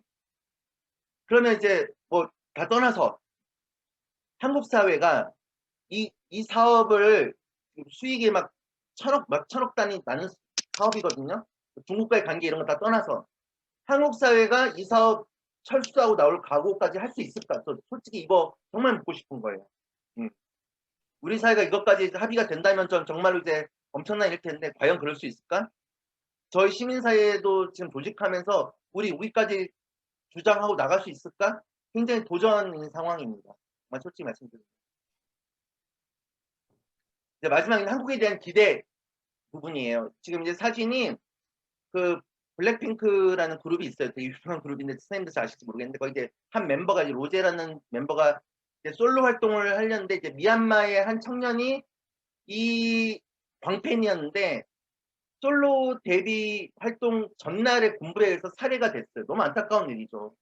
그래가지고 이제 이 군 장례식에 이렇게 그 발표한 노래 틀어놓은 영상인데 저는 그 홍콩 때부터 작년 태국 시위 때까지 어쨌든 한국이라는 나라에서 굉장히 지지를 많이 합니다. 정부는 홍콩 태국 때 안 했지만 어쨌든 한국 시민사회가 아시아의 민주주의 문제에 대해서 굉장히 지지를 많이 또 하기도 하고 또 그 세대들이 청년 세대들이 한국을 호명하고 있어요. 한국 문화, 한국의 민주주의 경험들 되게 이런 것들 얘기하니까 더 이제 더 하고 싶어 하죠. 그리고 심지어는 예전 같은 경우는 한국 기업과 연계된 문제에 대해서 연락이 많이 왔는데 지금은 그렇지 않더라도 자기네 나라에서 민주주의 이슈가 있으면 인권 이슈가 있으면 한국 사회에서 입장 내주거나 한국 정부가 해주기를 요구하는 경우가 점점 늘어나고 있어요. 그런데 이런 걸 할 때마다 어떤 문제가 많이 걸리냐면 사실 아시아에서 벌어지고 있는 문제의 80% 이상은 중국 때문에 지금 벌어지는 문제거든요. 지금은 예전에는 미국 때문에 벌어진 문제였다면 지금 중국에서 벌어진 문제인데 이러다 보니까 저희들도 굉장히 이제 그 여러 가지 그전까지는 경험하지 못했던 다양한 일들이 벌어지는 거죠. 이를테면 광화문의 태극기 부대가 홍콩, 태국, 미얀마 문제에 대해서는 적극적으로 지지를 막 이렇게 표하세요. 왜냐하면 중국 반중 이슈라고 생각하셔서. 그리고 이런 문제에 대해서는 또 한국의 일부 진보 세력들 또 이제 북한과의 문제를 항상 고민하시는 분들은 또 이런 문제에 좀 소극적이거나 또 좀 다른 주장을 내놓으시는 것도 있고. 그리고 이제 국내에도 이제 이주민 커뮤니티가 굉장히 많아졌어요. 그러면 그 전까지는 사실 한국 시민사회가 이주민 커뮤니티와 또 어떤 관계를 설정할 건가, 이주민 커뮤니티 내에서도 사실은 정치적인 어떤 입장에 대해서 많이 갈리고 있거든요. 근데 이것들을 또 어떻게 좀 관계 설정할까, 이런 이제 그 도전 과제들이 굉장히 많이 늘어나고 있습니다. 이런 과제들을 또 어떻게 할지도 앞으로 이 문제에 대해서 많이 저희들이 지금 부딪히고 있는 문제라고 이렇게 말씀드리고 싶습니다. 네, 뭐 문제만 조금 알렸는데 저 발전은 일단 이것으로 마치도록 하겠습니다. 예, 감사합니다. 예, 나연필 선생님, 하실 말씀이 굉장히 많으시겠지만, 지금 이제 시간이 이렇게 돼가지고, 부득이, 이제 1세션을 여기서 이제 마무리해야 될 것 같습니다. 송 교수님께서 퇴장을 하시면서 저에게, 진행을, 부탁을 해 주셔가지고, 제가, 다시 등장을 했습니다. 원래는, 우리 계획대로라면, 한 10분 정도 휴식을 하고, 예, 종합 토론을 가는 거로 되어 있었는데, 좀 전에 이제 회장님께서, 윤인진 교수님께서 또 이제 연락을 주셔가지고, 혹시 뭐 선생님께서 괜찮으시다면 저희가 종합 토론, 저 휴식 없이, 예, 그냥 바로 종합 토론으로 가면 어떻겠냐 싶습니다. 또 그러면 좀 더 많은 얘기들을 저희가 할 수 있지 않을까라는 이제 생각이 듭니다. 예, 선생님도 괜찮으시겠죠, 선생님? 네. 예, 감사합니다. 예, 그러면 저희가 바로 종합토론으로 가겠습니다. 종합토론 사회는 한국이민정책학회 회장이시면서 명지대 교수님 신기태환 교수님께서 사회를 맡아주시겠습니다. 예, 교수님 부탁드립니다. 예, 반갑습니다. 김태환입니다. 오늘 그 세 분의 전문가 발표를 듣고 참 많은 생각을 다시 하게 됐습니다.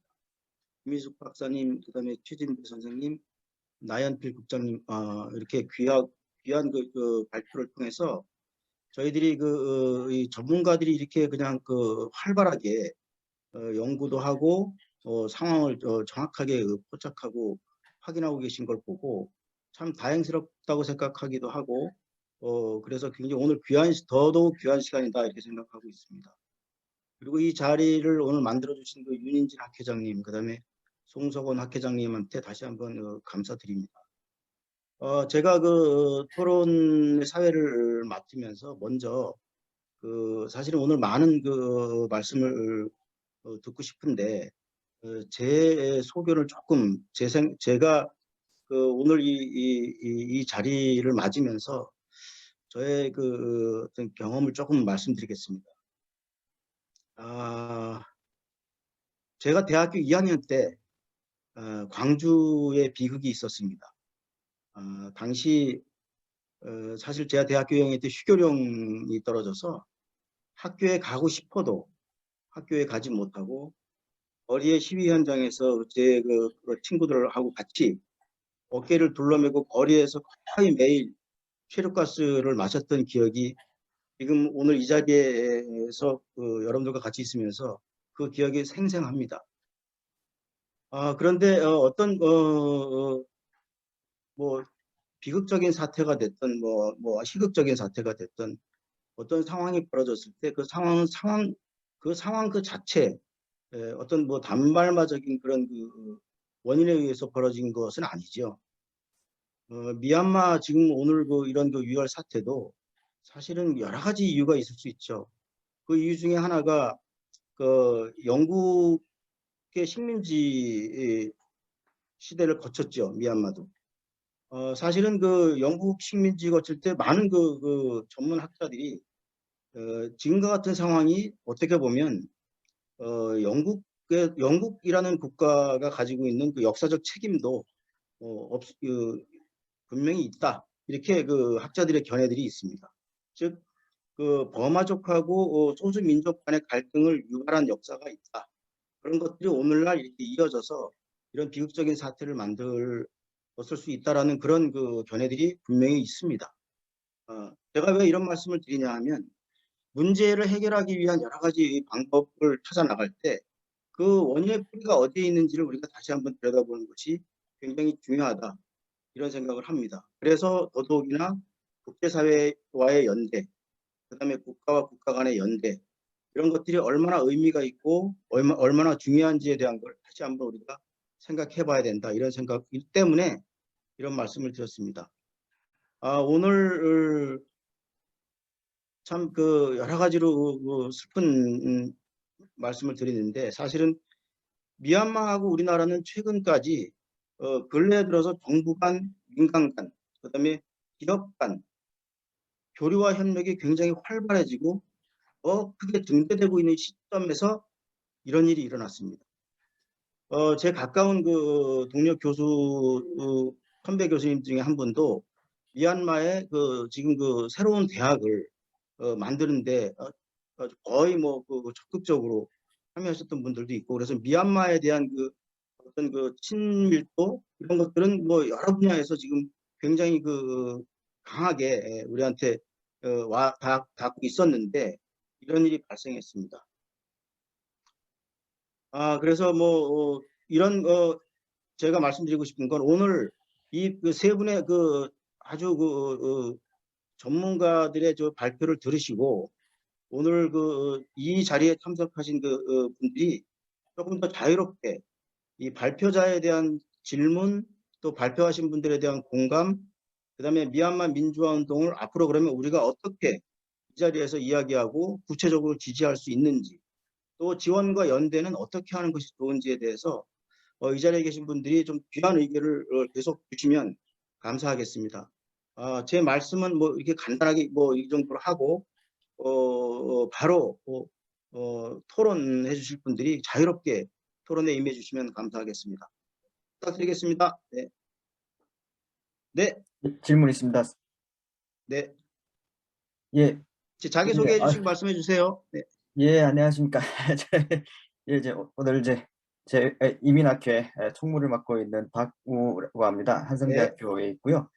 예, 세 분 선생님들 말씀을 듣고 공부를 참 많이 했습니다. 사실 이제 이 남아시아에 대해서는 전혀 이제 문외한이라서 정말 이제 새로운 얘기들을 듣고 이제 TV나 뉴스에서만 보던 것 외에는 거의 이제 접한 적이 없었는데요. 그리고 페북이나 트위터에서 조금 본 것 빼고는 거의 지식이 없었습니다. 근데 거의 처음으로 이렇게 체계적으로 공부를 했는데요. 그러면서 이제 여러 가지 상당히 이제 드는 질문들이 많습니다. 그래서 저는 이제 그냥 아마 어쩌면 굉장히 문외한의 입장에서는 상당히 어떤 간단한 질문인 것 같지만 전문가 입장에서는 굉장히 큰 질문일 수도 있어서 선생님께서는 좀 그냥 제가 궁금한 걸 그냥 간단하게만 말씀을 해주시면 큰 도움이 될 것 같습니다. 먼저 이제 김희숙 선생님께는 이런 질문을 하나 드리고 싶습니다. 선생님께서 말씀하셨던 이 군부와 이제 시민사회와 이제 정부와의 어떤 관계들에 대해서 말씀하셨는데 저는 제 전공이 사회학이고 이제 이민 그다음에 시민권 연구를 하다 보니까 이제 종교에 대해서 좀 관심이 많습니다. 그래서 이제 이 과정에서 이제 이 미얀마와 같은 경우에 이제 이 불교 집단, 종교 집단은 이제 이 과정에서 이제 어떤 이 변수로 작용을 하고 있는지 아까 이제 잠깐 스님들 얘기도 나오긴 했습니다만은 이제 어떤 개인으로서 어떤 이제 이 종교 지도자뿐만가 아니라 이 종교라는 이제 집단이라는 이 구성이 이제 어떤 역할을 하고 있는지에 대해서 좀 궁금하고요. 그다음에 이제 두 번째는 최진배 선생님께는 이런 생각이 들었습니다. 제가 이제 트위터에 그 미얀마 그 북중이 아니라 이제 북미얀마 이제 미얀마 중국이죠. 제가 이제 북중 관계를 보고 자꾸 이제 그랬는데 여기에 이제 그 화교들이 굉장히 많은 걸로 알고 있습니다. 저도 이 미얀마 그러다가 이제 이번에 보니까 그 화교들 중에서도 이번에 이제 젊은 세대들이 굉장히 이제 이 반군부의 어떤 항전에 이제 전선에 이제 등장을 해서 사망도 하는 이제 이런 일들이 이제 벌어졌더라고요. 그래서 선생님께서 이제 이제 소수민족과의 이제 관계들 말씀하셨는데 혹시 그 뭐 화교 집단이라든지 이런 이민자 집단이 또 이제 이런 과정에서 또 어떤 역할을 하고 있는지와 관련된 이제 지금 다 나온 얘기들이 어떤 이제 중국의 어떤 책임론을 이제 말씀하셨는데 그러면 미얀마와 중국의 어떤 관계에 있어서 또 화교들이 이제 가운데 낀 집단이 이제 어떻게 지금 이 과정에서 이 처신을 하고 있는지와 관련된 이제 부분이 궁금하고요. 그다음에 세 번째 발표하신 이제 나은표 선생님께는 제가 이제 얼마 전에 국내 뉴스에서 봤는데 지금 미얀마 군부가 지금 현재 우리 국내에 체류하고 있는 이 미얀마 활동가에 대해서도 굉장히 강압적인 어떤 이 정치적인 영향력을 행사하고 있다라는 이제 뉴스를 봤는데요. 이제 이런 게 확실히 사실인지 그리고 만약에 그렇다면 우리 시민사회는 또 어떻게 대응을 해야 하는지 뭐 그런 부분들이 좀 궁금합니다. 예, 이상입니다. 네, 지금 그 세 분한테 한 가지 질문을 하셨는데요. 간단하게 대답을 해주시고 그 다음 토론자분 모시겠습니다. 네, 제가 먼저 답변을 드리자면요. 그 미얀마에서 사실은 로힝자 사태가 로힝자들이 이제 무슬림이고 무슬림에 대한 그 굉장히 종교적인 갈등으로 비화되기도 하고 이랬었는데 실제로는 그게 이제 김태환 교수님께서 말씀하셨다시피 역사적으로 이 로힝자들의 종교에 대해서 사실은 반대했다라기보다는 인도계에 대한 반발이 굉장히 큽니다. 식민 통치 시기 때 이제 인도인들이 차지하고 있었던 위치가 미얀마인들, 다수인 미얀마 사람들보다 우위에 있었기 때문에 그렇기 때문에 이제 그 벵갈리라고 그렇게 지칭을 하면서 그들을 멸칭으로 부르기도 하고 이랬던 것이 이제 바로 그런 이유였고 사실은 이게 이제 종교 문제처럼 그렇게 인식이 되기도 했었죠. 그래서 이제 지금 현재 그러면 그렇게 이제 그 무슬림으로서 로힝자가 부각되는 과정에서 굉장히 그 열심히 활동을 했던 그 마바타와 같은 그런 구구 불교도들 집단들이 있는데 그들이 같은 경우에는 지금 현재는 이제 전면에 나서고 있지는 않고 또 하나 이번 CDM이 굉장히 특이한 게요. 여러분들도 이제 나연표 선생님께서 2007년에 사프란 혁명부터 말씀을 하셨잖아요.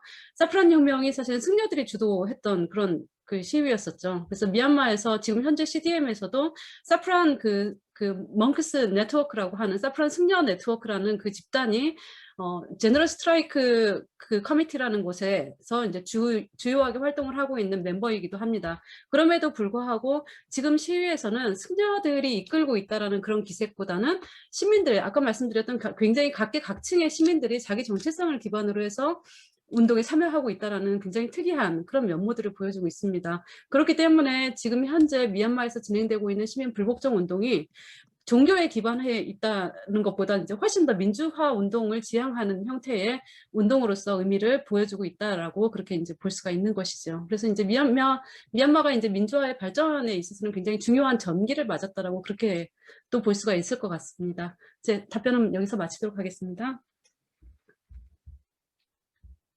네, 다음 최진배 선생님 답변 부탁드리겠습니다. 네, 답변 드리겠습니다.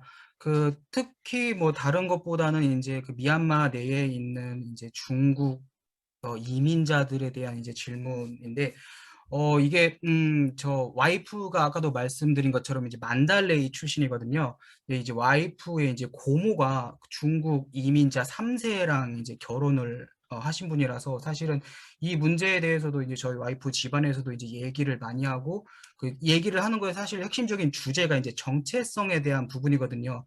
그러면은 이제 고모의 이제 고모부는 그 뭐 중국인이냐 아니면은 뭐 미얀마 사람이냐 뭐 이런 얘기들을 얘기하면서 사실 조금 이제 설왕설래가 있고 뭐 그런 경우가 좀 많았었는데 사실은 이제 그 만달레이에 이제 사실 중국 화교들이 상당히 많은데 여기에 이제 정착한 뭐 이민 2, 3세대들은 사실 정체성 면에서는 사실 중국적인 느낌은 거의 없습니다.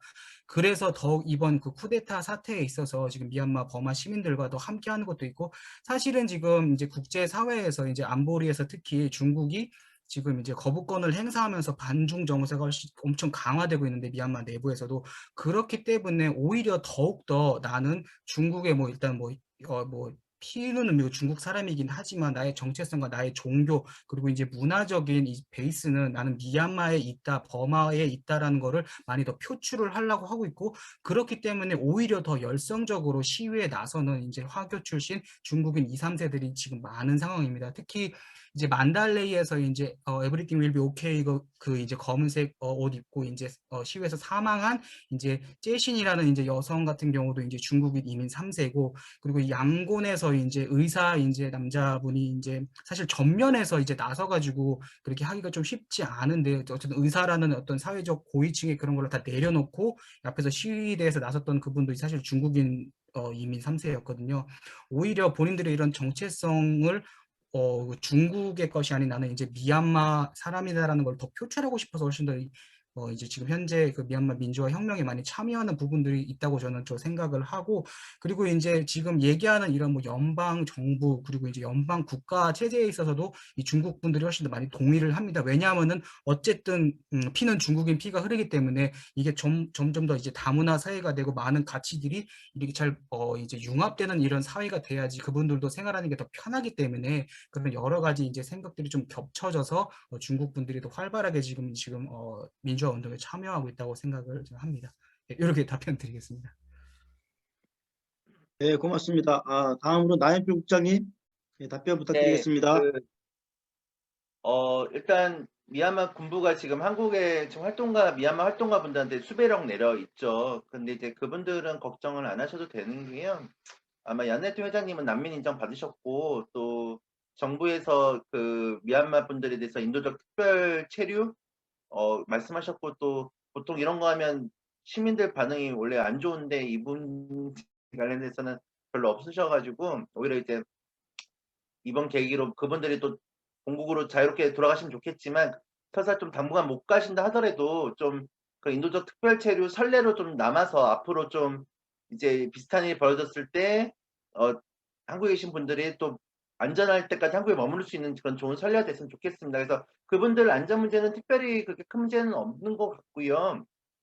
이제 문제는 사실은 이제 오랫동안 미얀마의 민주주의 그 군부 독재 시절에도 그때 88세대들이 외국에서 많이 나가 있었고, 또 그때 이제 미얀마 국내에서 계속 투쟁하시던 분, 감옥에 있던 분, 뭐 대구 국경에서 무장 투쟁하던 분, 아니면 유럽이나 뭐 한국에서 가서 하셨던 분들, 이제 이런 분들이 사실 이제 미얀마가 민주화되면서 다 돌아가셔서 뭔가를 하시는 와중에 또 사실 또 그런 역사 반복되는 시점이 왔는데, 이제 저희가 아까 안타까운 거는 이제 한국에 계셨던 이렇게 미얀마 민주화 활동가 분들이 어쨌든 앞으로의 활동도 그렇고 다시 이제 어쨌든 미얀마가 다시 이제 그 공간이 열렸을 때 그분들이 좀 한국에서의 경험들을 좀 미얀마의 민주주의 과정에서 더 좀 이렇게 좀 활용하고 좀 소개할 수 있는 좀 그런 계기가 됐으면 좋겠다. 근데 그 전제 과정으로는 이제 그분들하고 이제 로힝야 문제부터 다시 해가지고 좀 같이 그런 거를 얘기해 볼 수 있는 시간이 좀 오기를 바라고 있습니다. 좀 그런 것이 또 한국 시민사회 앞으로의 과제일 것도 같습니다. 네. 네, 고맙습니다. 우리가 시간이 많지 않습니다만 비교적 시간에 구애받지 않고 이야기를 했으면 좋겠습니다. 자, 더 좋은 또 의견이나 대안 제시, 또 공감과 관련된 이야기 계속 나눠주시면 좋겠습니다. 편안하게 들어와 주시면 감사하겠습니다. 자, 그러면 조영희 박사님, 조영희 전문위원님. 네, 회장님. 안 그래도 네, 안녕하세요. 이민정책연구원의 조영희라고 하고요. 세 분 발표 굉장히 잘 들었습니다. 정말 뉴스로만 이렇게 보던 그런 내용들을 더 심도 있게 설명을 해주셔가지고 굉장히 많은 공부가 되고 또 좀 더 관심을 갖고 봐야겠다는 생각도 들고요. 특히 오늘 우리가 이제 이민과 이주와 어떤 이런 주제를 또 연구하시는 선생님들의 모임이기 때문에 이와 관련돼서 우리는 어떤 그 연구에 관심 혹은 정책적 관심 혹은 현실적인 도움 이런 것들을 줄 수 있는지에 대해서 좀 고민을 하게 되는 시간이었던 것 같아요. 첫 번째 그 김희수 선생님 발표하셨던 부분에서 저는 딱 드는 생각이 그냥 직관적인 생각일 수도 있는데 사람에 관련돼서 어떻게 보면은 미얀마 속에 있는 한국인 그리고 또 한국에 있는 미얀마인 이 두 개의 양축을 우리가 어떻게 봐야 될 것인가 사실은 사람의 지금 의미가 굉장히 중요하다라는 생각이 들고요. 그래서 조금 잘 몰라서 좀 드리는 질문인데 아까 미얀마 속에 있는 한국인의 이미지는 사실 포스코 같이 이렇게 대기업으로 이렇게 상징되는 어쩌면 군부의 어떤 돈줄을 제공하기도 하는 그런 역할이라고 좀 비판적으로 우리가 볼 수도 있는 그런 쪽 말고 아까 말씀하셨다시피 제가 기억하기로는 봉제업이 미얀마의 수출의 30% 정도를 차지한다고 하셨는데 그 봉제업자들 중에 한국인 기업이 상당히 많을 거라고 생각이 들거든요.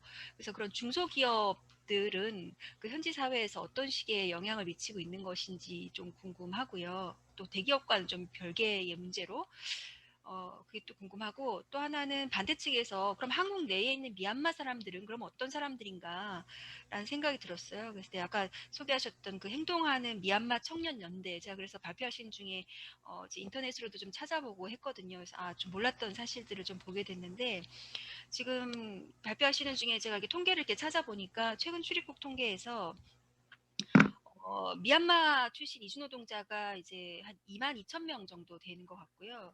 그리고 유학생도 전체 유학생에서 한 13위 정도 그 상위에 있는 것 같아요. 규모가 한 1,200명 가까이 지금 되는 것 같고, 그리고 난민도 전체 난민 인정자 중에서 미얀마 출신 난민이 가장 많은 것 같고요. 그리고 사유로 봤을 때는 정치적 난민, 정치적 사유, 박해에 의한 난민이 가장 많은 것 같아요.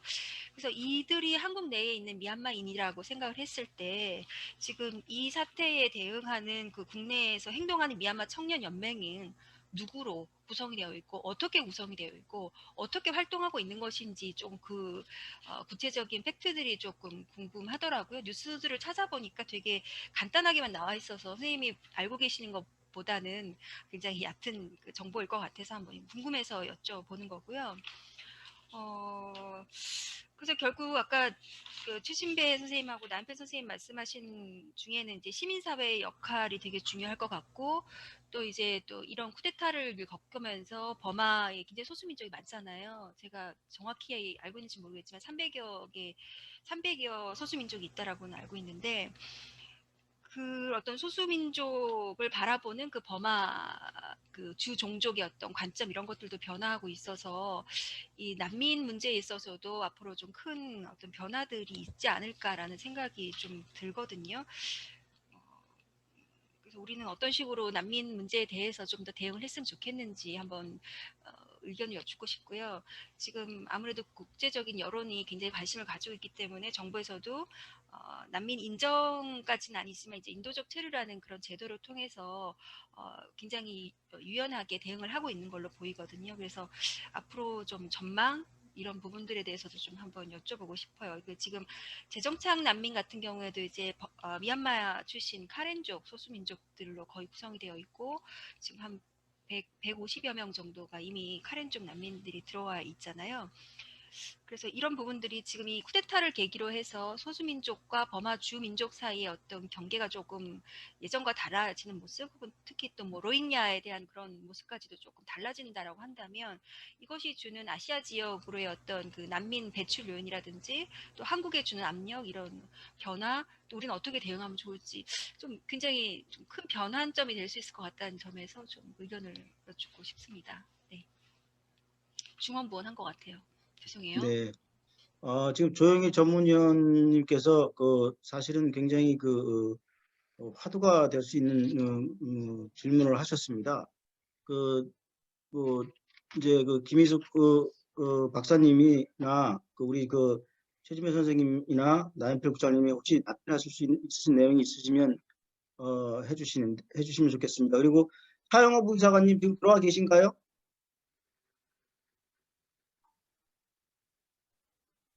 난민 문제에 대해서는 제가 조금 저도 궁금한 점이 있어서 조영희 전문위원님이 이왕 말씀을 꺼내셨기 때문에 제가 좀 말씀을 저도 같은 질문을 하고 싶은데 사실은 지금 아까 발표하실 때 군부에 의해서 3,936명이 체포되고 3,054명이 수감됐다고 이렇게 발표를 하셨거든요. 그리고 앞으로 계속 늘어날 것이고 예상되는데 그런데다가 지금 그 교전 상황이 지금 그 계속 확대될 수 있는 여지가 있다라는 말씀도 계속 하셨고 그런데 지금 아시다시피 조금 전에 조영희 전문위원이 말씀하셨던 것처럼 미얀마에서 국내에 들어와 계신 분들이 그 22,000명 외국인 노동자만 해도 그리고 지금 유학생만 해도 1,200명 이상 되고 그다음에 난민으로 인정하려고 난민 신청자도 굉장히 많은데 문제는 이와 같은 상황에서 지금 그 미얀마에서 우리 대한민국의 난민 신청을 앞으로 하려고 하는 분들이 훨씬 더 많아질 것이다라는 예상을 하게 됩니다. 그런데 지금 그런 면에서 우리 대한민국이 미얀마에서 난민 신청이 계속 대폭적으로 늘어날 때 우리가 어떻게 준비해야 될 것인가에 대해서 우리 차영호 부이사관께서 한번 그 법무부에 계시니까 그런 부분에 대한 좀 대안이라든가 수용 우리가 수용을 어떻게 해야 될 것인지에 대한 말씀을 주셨으면 감사하겠고요. 관련해서 지금 그 답변을 김희숙 박사님 한번 해주시면 감사하겠습니다. 네. 네, 그 미얀마 속의 한국인들이 특히나 이제 대기업, 포스코 같은 대기업 말고 봉제업과 같이 이제 중소기업들이 많이 진출해 있는데 이제 그들이 미얀마 사회에 미치는 영향이 어느 정도이냐라고 이제 질문을 하셨어요. 아까 이제 제가 발표 때도 말씀드렸지만 미얀마에서 특히 제조업 중에서 핵심 산업이라고 하는 게 봉제업이고 봉제업이 약 70만에서 75만 정도를 고용하고 있는 그런 산업 부문입니다. 그런데 이제 한국의 영향을 어떻게 알 수 있냐면 한국이 이 중에서 25만에서 30만 명 정도를 고용하고 있을 정도로 이제 그 비중이 굉장히 높아요. 근데 최근에는 중국 기업들이 굉장히 많이 왔어요. 그러니까 그 지난번 이제 3월달 같은 경우에 흘라잉다야라고 하는 이제 산업공단이 있는데 거기에서 중국 공장의 방화 사건 같은 것들이 이게 방화인지 실화인지는 알 수 없지만 화재 사건 같은 것들이 나타났었잖아요. 그만큼 사실은 그 중국을 겨냥해서라기보다는 저는 이제 노동자들이 이제 노동자들이 했는지 안 했는지도 몰라요, 사실은.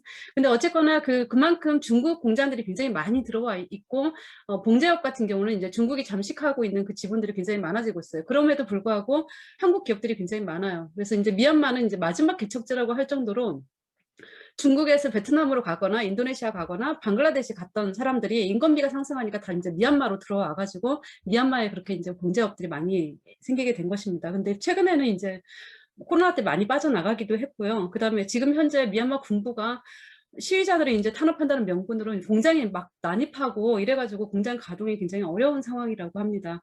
어쨌거나 지금 미얀마에는 이제 봉제뿐만 아니라 이제 특히 근래에는 2000년대 이후에는 서비스업 부문들이 굉장히 많아요. 서비스업이라든지 유통업 같은 것도 굉장히 많이 들어가고 자영업도 굉장히 많이 들어가 계시는데 아무튼 지금 현재 굉장히 힘든 상태이기는 합니다. 근데 어쨌든 봉제업으로만 치자면 사실은 그 정도로 핵심 산업인 봉제업에서 그만큼의 고용을 창출하고 있을 정도로 사실 비중이 높다라고 얘기를 할 수 있겠습니다.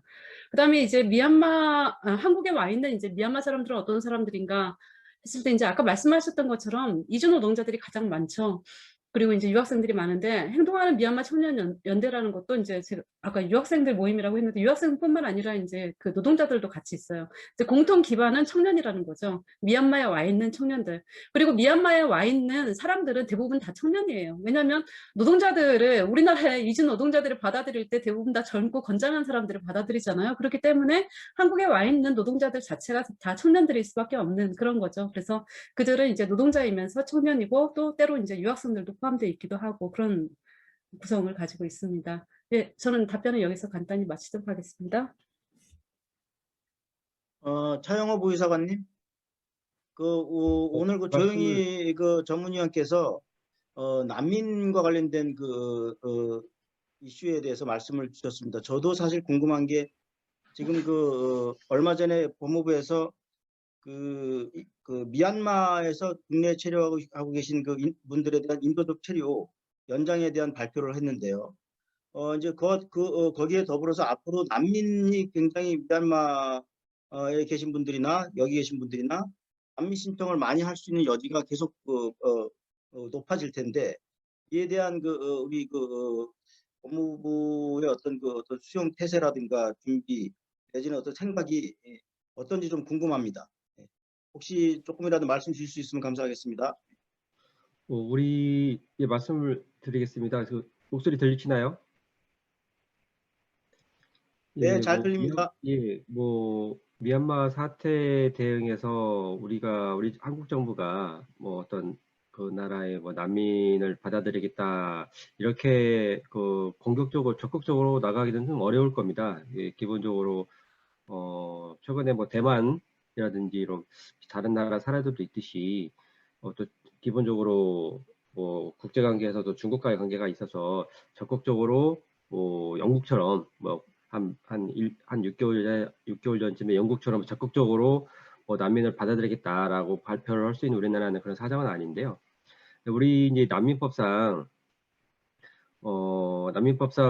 그 미얀마에서 이런 정치적인 활동으로 인해서 박해를 받은 게 증명이 되면은 당연히 이제 난민법상 해당이 되죠. 근데 문제는 미얀마 안에서의 어떤 나갈 수 있는 그 비행기라든지 어떤 교통편을 통해서 우리나라까지 올 수 있는 상황은 상당히 아닐 겁니다. 이제 그렇게 좀 생각이 되고, 다만 이제 한국에 있는 아까 이제 그 김익수 박사님께서 말씀하신 한국에 있는 유학생이라든지 외국인 근로자들 있잖아요. 그분들이 이제 우리 현지에서 어떤 정치적 활동을 하면서 어떤 그 미얀마에 있는 이제 쿠데타 군부 세력한테 좀 이렇게 이제 어떤 활동이 이제 노출될 수는 있겠죠. 그럼으로써 이제 미얀마에서의 정치 활동은 아닌데 한국에서의 어떤 그런 정치적 활동을 위해서 귀국을 한다면은 어떤 박해를 받을 우려가 있다라고 입증이 되면 이제 난민으로서는 아닌데 그 나라 상황에서 어떤 그 귀국에서의 어려움이 있기 때문에 국가의 내전 상황을 고려해서 인도적 체류허가를 받을 수도 있고 더 나아가서 저희가 우리나라도 판례가 이제 있지만 그 한국에서의 활동이 어떤 난민의 요건을 갖춘다면 난민으로서 인정을 받을 수는 있습니다. 근데 이제 아까 이제 김익수 박사님 말씀하신 유학생 같은 경우에는 이제 계속 한국에서 체류하면서 유학 신분으로서 활동할 수 있기 때문에 유학생인데 이런 쿠데타와 관련된 정치적인 발언이라는 행동을 했기 때문에 난민을 신청한다는 거는 좀 어려울 것 같고요. 여기다 유학생이 신분에서 받는 혜택이 더 클 거기 때문에 반면에 이주노동자 차원에서는 그렇게 좀 활동하는 케이스가 있을 수 있겠다. 그런다 하더라도 우리나라 어떤 지금까지 판례상 그렇게 인도적 체류자나 우리나라에서 한국에서 활동했다 하더라도 인도적 체류자 난민으로서 인정을 받을 수는 있습니다. 네, 오늘 아주 중요한 말씀을 해주셨습니다. 오늘 이 자리가 의미 있는 이유는 바로 이와 같은 논의들이 보다 확대되고 이와 같은 논의들이 더 많이 이렇게 진전되면서 미얀마의 분들에 대한 우리가 인도적 지지, 인도적 연대가 더 확대될 수 있는 그런 대안을 우리가 제시할 수 있는 그런 자리로서 역할을 해야 된다 이런 생각을 하기 때문에 의미 있는 그 말씀 주셔서 감사하고요. 윤인진 회장님, 네네. 예, 좀 종합 토론 시간인데 회장님께서도 좀 그 토론에 참여해 주셔서 그 말씀해 주시면 감사하겠습니다. 네. 글쎄요, 저보다 다른 분이 좀 할 수 있으면은 기회를 드리고 싶긴 한데, 글쎄, 오늘 아마 저뿐만 아니라 많은 분들이 공감하실 거예요. 우리가 어떤 미디어를 통해서 알고 있는 그런 지식보다 훨씬 더 깊고 좀 더 근본적이고 또 새로운 그러한 내용들을 오늘 세미나를 통해서 배우게 된 것으로 이제 생각을 합니다. 특히 이제 우리가 이 3개 학회가 다 이렇게 이주나 다문화나 또 소수민족들을 연구하는 학회의 또 회원들이다 보니까 정말 미얀마에서의 일어나고 있는 이런 상황들이 사실 우리의 연구를 위해서도 매우 밀접하다는 생각을 갖고 있고, 결국 우리 미얀마를 위해서 우리 한국 사회뿐만 아니라 국제사회가 다방면으로 도와야 되겠지만 우리가 할 수 있는 영역에서 우리가 도와야 될 거로 생각해요. 그래서 앞으로 정말 우리 연구자들이 미얀마를 포함한 또 이런 아시아의 이주나 또 소수민족 민족 간의 관계에 대해서 좀 더 많이 연구를 하고 좀 그런 식으로 우리가 학술적으로도 지원하는 것이 우리의 역할이 아닐까 그런 생각을 합니다. 예, 고맙습니다. 계속 더 진행하겠습니다. 토론에 참여 계속 진행해 주시면 감사하겠습니다. 참여해 주세요.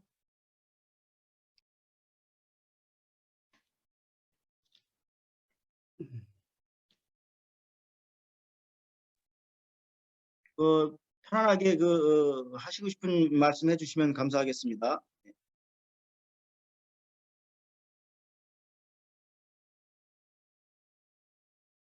더 참여하실 분이 없으시면 오늘 종합 토론은 이것으로 마치고 다음 순서로 넘어갈까요? 그러시면 제가 채팅창에 네. 채팅창에 메시지들이 남아 있는데요. 네네. 채팅창 메시지를 한번 볼까요?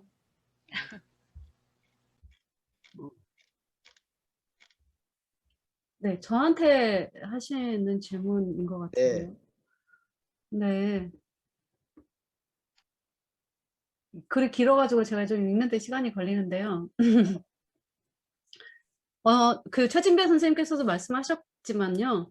이게 아웅산수치나 NLD를 중심으로 해서 정부가 구성이 되는 것이, 그러니까 이것이 정말로 성공이라고 할 수 있는 거냐라고 한다면 사실은 그 문제는 어느 정도는 좀 이탈해 있다, 벗어나 있다라고 생각을 해야 될까요? CRPH 같은 경우도 그렇고, 이게 지금 이제는 NLD의 복원이라든지 또는 아웅산 수치의 복귀, 이것만이 목표는 아닌 것 같습니다. 그래서 이제 많은 사람들이 이제 다 어떻게 하면, 지금 현재 CRPH에서 3월 31일에 연방민주주의 헌장이라는 것을 발표를 했어요. 2008년 헌법을 폐기하겠다라고 선언을 하고 그 헌장을 새로 발표를 하면서 거기에서 이제 기존에 이제 제가 발표를 했을 때는 다른 데서 발표를 했을 때는 그때는 이제 GSCN이라고 하는 그런 단체하고 CRPH가 약간 좀 결이 좀 달랐었어요. 그래서 이제 소수민족, 그러니까 범민족 총파업위원회라고 하는 데서는 GSCN이라고 하는 데서는 훨씬 더 이제 다양한 사람들의 그 목소리들이 반영되는 페더럴 데모크라시 유니언이라는 것을 만들어야 된다라고 그렇게 주장을 했었는데, 아시다시피 이제 CRPH 같은 경우는 NLD가 주도를 하고 있기 때문에 이거는 NLD의 입김이 많이 들어갈 거라는 그런 생각을 해서 이제 이것들 사이에 어느 정도는 간극이 좀 있을 거라고 그렇게 생각을 했는데, 지금 이제 3월 31일에 발표한 그 페더럴 디모크라시 차터를 보면 이제 거의 이제 이게 수렴해 가고 있는 그런 양상들을 보여요. 그렇기 때문에 이제는 문제가 오히려 CRPH의 입장이 정말로 NLD 지도부의 입장하고 같은 것인가, 좀 이런 이제 의문들이 생길 정도의 이제 그런 문제 상황이 됐는데, 어쨌거나 만약에 CRPH를 중심으로 해서 정치적 힘이 결집이 되고 이러면 이전에 총선을 통해서 구성이 되었던 NLD 중심의 어떤 의회라기보다는 좀 다른 형태가 되지 않을까. 그리고 그렇게 되는 것이 어떤 측면에서는 바람직하다라고 생각되는 측면도 있습니다. 그러나 아까 이제 남편 선생님께서도 과연 이게 군사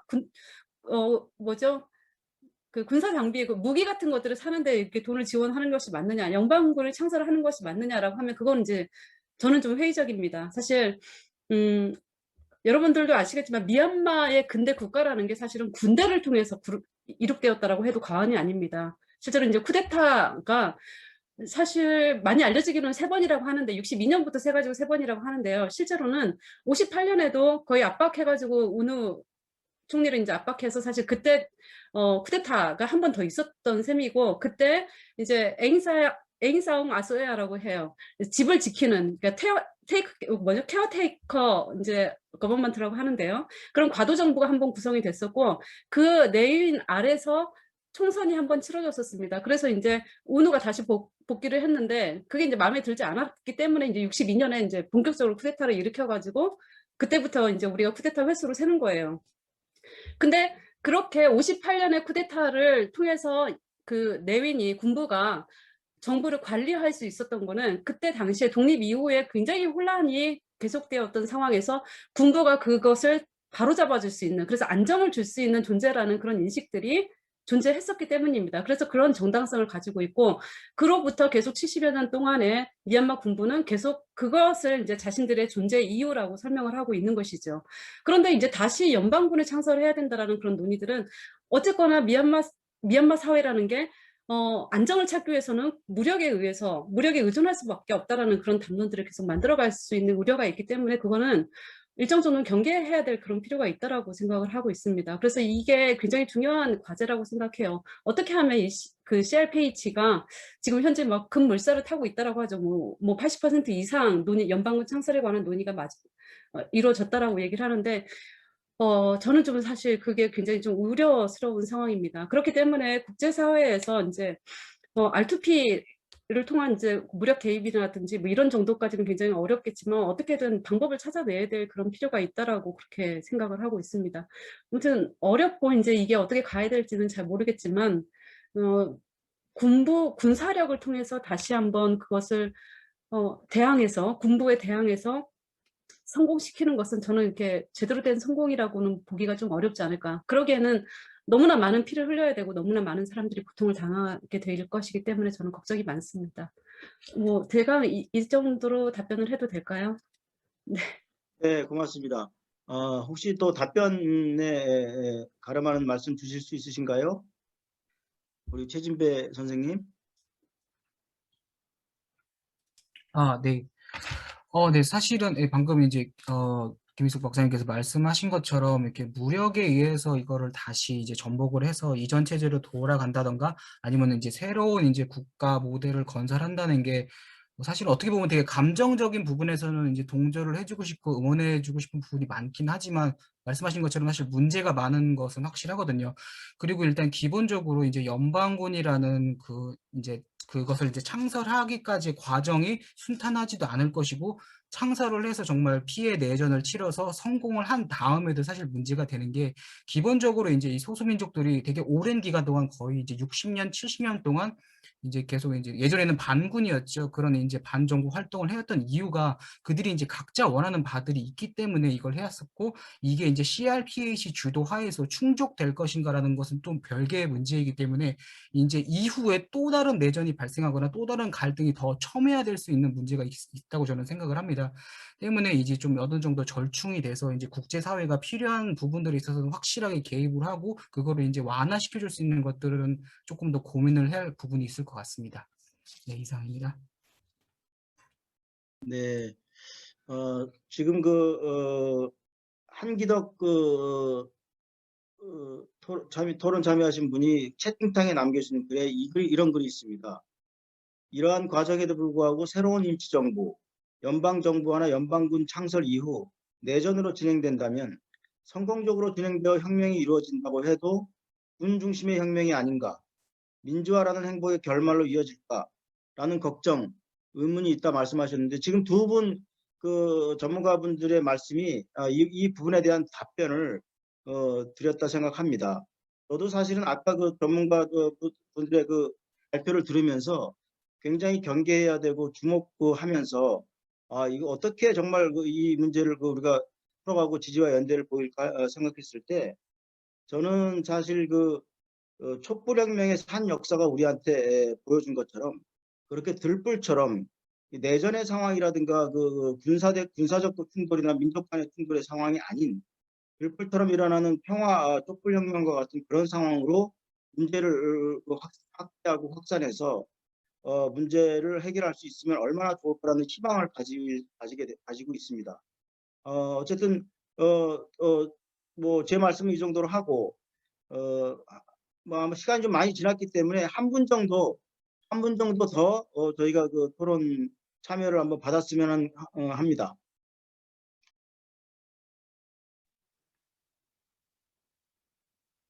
안녕하세요. 아까 사진 찍었던 한국인문학회 간사 곽태환입니다.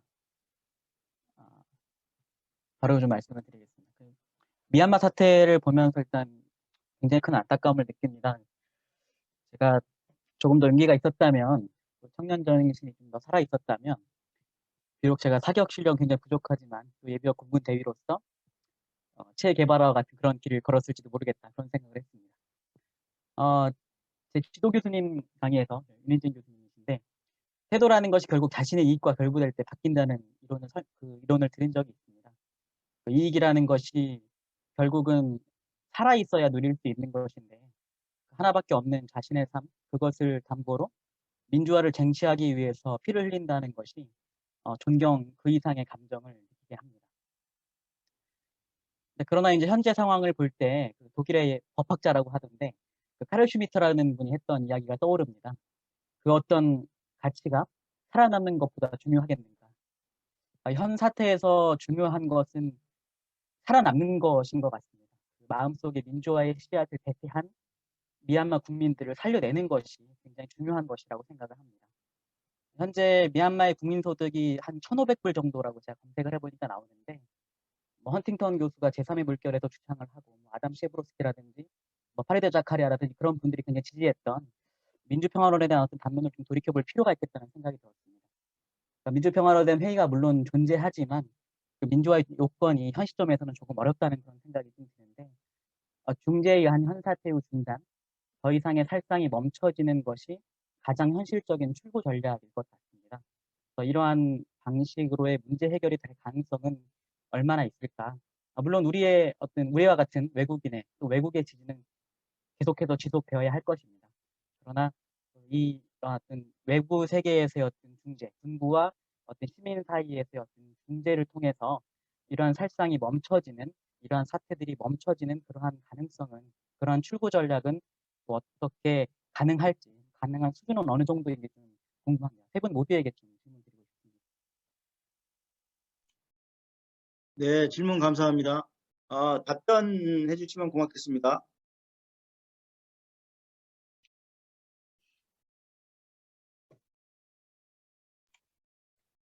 세 분 오늘 발표하신 분 중에 답변해 주실 분 있으시면 답변해 주세요.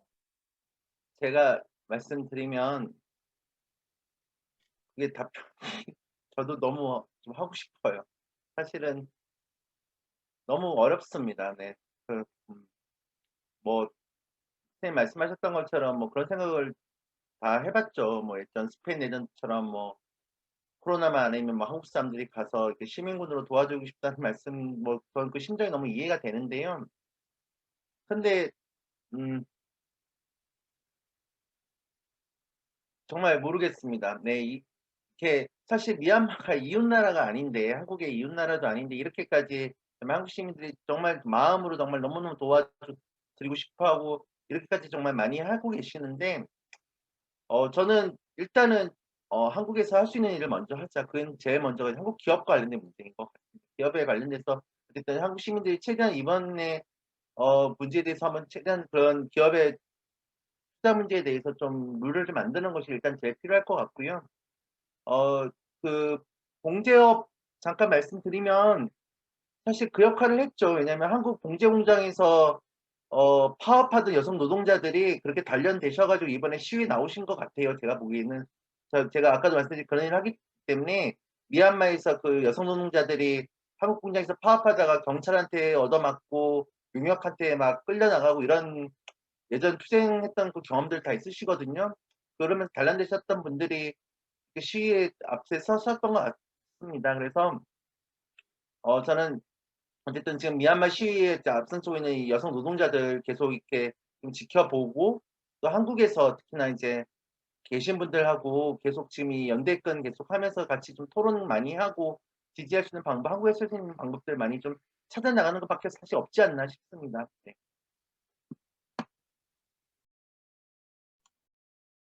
네. 오늘 아주 짧지 않은 시간 동안에 아주 귀한 발표 아주 의미 있게 잘 들었고요. 또 토론에 아주 진지하게 참여해 주셔서 너무 감사드립니다. 사실은 오늘 여러 가지 이야기들을 많이 나눴습니다만 오늘 이 세미나를 계기로 국내 사회 그리고 국제 사회에 우리가 지금 하려고 하는 미얀마 시민들, 미얀마 국민들에 대한 지지와 연대가 더 강하게 들불처럼 확대되기를 기원합니다. 자, 그러면 더 이상의 토론, 물론 하시고 싶은 말씀이 다 많으시겠지만 시간이 좀 많이 지났고, 그래서 추가로 우리가 또 앞으로 나눠야 될 것들은 다음 기회를 우리가 또 계속 만들어가기로 하고 다음 순서로 진행하도록 하겠습니다. 윤인진 회장님. 네. 네. 지금 화면 보이시죠? 네. 그러면 마지막 순서로 저희가 미얀마 민주화 운동을 지지하며 국내 및 국제사회에 더욱 강력한 연대를 촉구하는 공동 성명서를 발표하겠습니다. 제가 앞부분을 좀 읽고 우리 그 김태한 회장님께서 그 촉구하는 내용을 읽어주시는 식으로 같이 나눠서 했으면 좋겠습니다. 2020년 미얀마 총선거에서 압도적인 국민의 지지와 선택을 받은 민주정부를 미얀마 군부는 부당하게 전복하고 권력을 탈취하였다. 이에 대항하는 미얀마 국민의 민주화의 열망을 쿠데타 군부가 무력으로 진압하면서 700명 이상의 무고한 시민이 목숨을 잃고 그 중에 40명 이상의 어린이까지 포함되는 비극이 발생했다.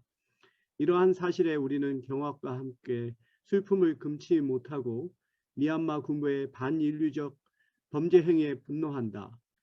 1980년 광주 민주화운동에서 수백 명의 무고한 시민이 희생되고 그 대가로 민주주의를 쟁취한 우리는 현재 미얀마 국민이 겪는 아픔에 깊이 공감하고 미얀마의 민주화 운동을 적극적으로 지지하고 응원한다. 이주와 다문화를 연구하고 선주민과 이주민 그리고 민족 간의 공존을 추구하는 한국이민학회, 한국이민정책학회, 재한인학회 회원들은 더는 무고한 희생자가 생기지 않도록 미얀마 군부가 국민 탄압을 즉각 중단할 것을 요구한다. 또 미얀마의 민주주의와 평화가 하루빨리 정착되기를 기원하고 국내 및 국제사회가 연대해서 미얀마 민주화 운동을 지지할 것을 호소하며 다음과 같이 촉구한다.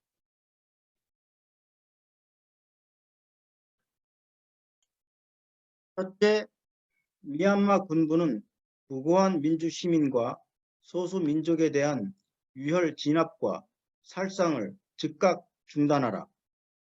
둘째, 미얀마 군부는 쿠데타로 탈취한 권력을 국민에 의해 선출되고 구성된 정부에게 이양하고 퇴진하라. 셋째, 한국 정부는 미얀마의 민주화를 위해 노력하고 미얀마에 거주하는 재외 한인을 보호하고 국내에 거주하는 미얀마인의 안전을 보장하라. 또 한국 시민사회는 연대해서 미얀마 민주화 운동을 적극적으로 지지하라. 넷째, 국제사회는 미얀마 국민의 생명과 인권을 보호하고 평화적 갈등 해결을 위해서 적극적으로 개입하라. 공동성명 한국이민학회, 한국이민정책학회, 재외한인학회 일동 성명서를 말씀드렸습니다. 이상입니다. 네, 감사합니다. 정말 처음에 우리가 세미나를 이렇게 준비할 때 정말 짧은 시간이었지만 그 인하대학교의 그 김지훈 교수님이 또 동남아시아를 연구하시는 전문가이셔서 오늘 이렇게 패널로 참여하신 아주 훌륭하신 분들을 추천을 해주셔서 이 세미나가 이렇게 구성이 되었습니다. 정말로 우리가 알지 못했던 보다 더 중요하고 근본적인 그러한 이런 이슈들을 오늘 세미나를 통해서 학습을 했고 정말 우리가 알면 알수록 미얀마의 이러한 상황이 우리에게 얼마만큼 밀접하게 또 관련이 되고 의미 있는 일인가를 좀 깨닫게 되는 그런 귀한 시간이었습니다. 오늘 우리가 또 발표한 이 공동 성명서라고 하는 것이 얼마만큼 영향력을 가질지는 참 저희도 알기 어렵지만 그래도 우리 지식인이 이런 상황에 그냥 이런 무관심할 수는 없다는 그런 생각을 하고 또 저희들이 이런 것을 좀 학계와 시민사회에서 열어가는 물꼬를 만드는 그런 계기가 돼야 되겠다라고 하는 생각에서 또 이렇게 뜻을 같이 해서 이 3개 학회가 협력해서 이러한 세미나를 이룰 수 있었던 것이 굉장히 큰 성과라고 생각을 합니다. 이것이 끝이 아니고 앞으로 우리가 더욱더 많은 관심을 갖고 또 우리 연구자들이 해야 될 몫이 있다고 생각합니다. 정말로 학술적으로 또 연구하고 정책도 개발하고 또 일반 국민들을 대상으로 이런 상황에 대해서 더 널리 알리고 궁극적으로는 저는 우리 대한민국이 아시아에서 리더십을 발휘하기 위해서는 도덕적으로 이런 민주주의와 인권, 평화에 대해서 관심을 갖고 목소리를 내야 된다고 생각합니다. 정부는 아무래도 외교적으로 여러 가지 한계가 있겠지만 우리 학계와 시민사회가 보다 보편적인 가치를 위해서 더 목소리를 내고 국제적으로 연대를 할 때 아시아에서 우리 대한민국이 갖는 어떤 의미와 역할이 더욱더 커질 것이다라고 생각을 합니다. 그런 차원에서 오늘 세미나가 저희들이 앞으로 나아갈 그런 방향에 대해서 참으로 유익한 그러한 교훈을 주었다고 생각을 하고요.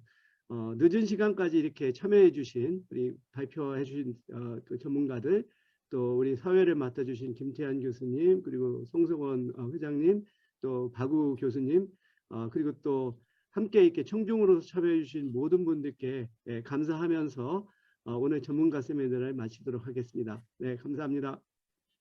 네, 아유, 감사합니다. 고생하셨습니다. 수고하셨습니다. 수고하셨습니다. 네. 수고하셨습니다. 또 뵙겠습니다. 네. 감사합니다. 네.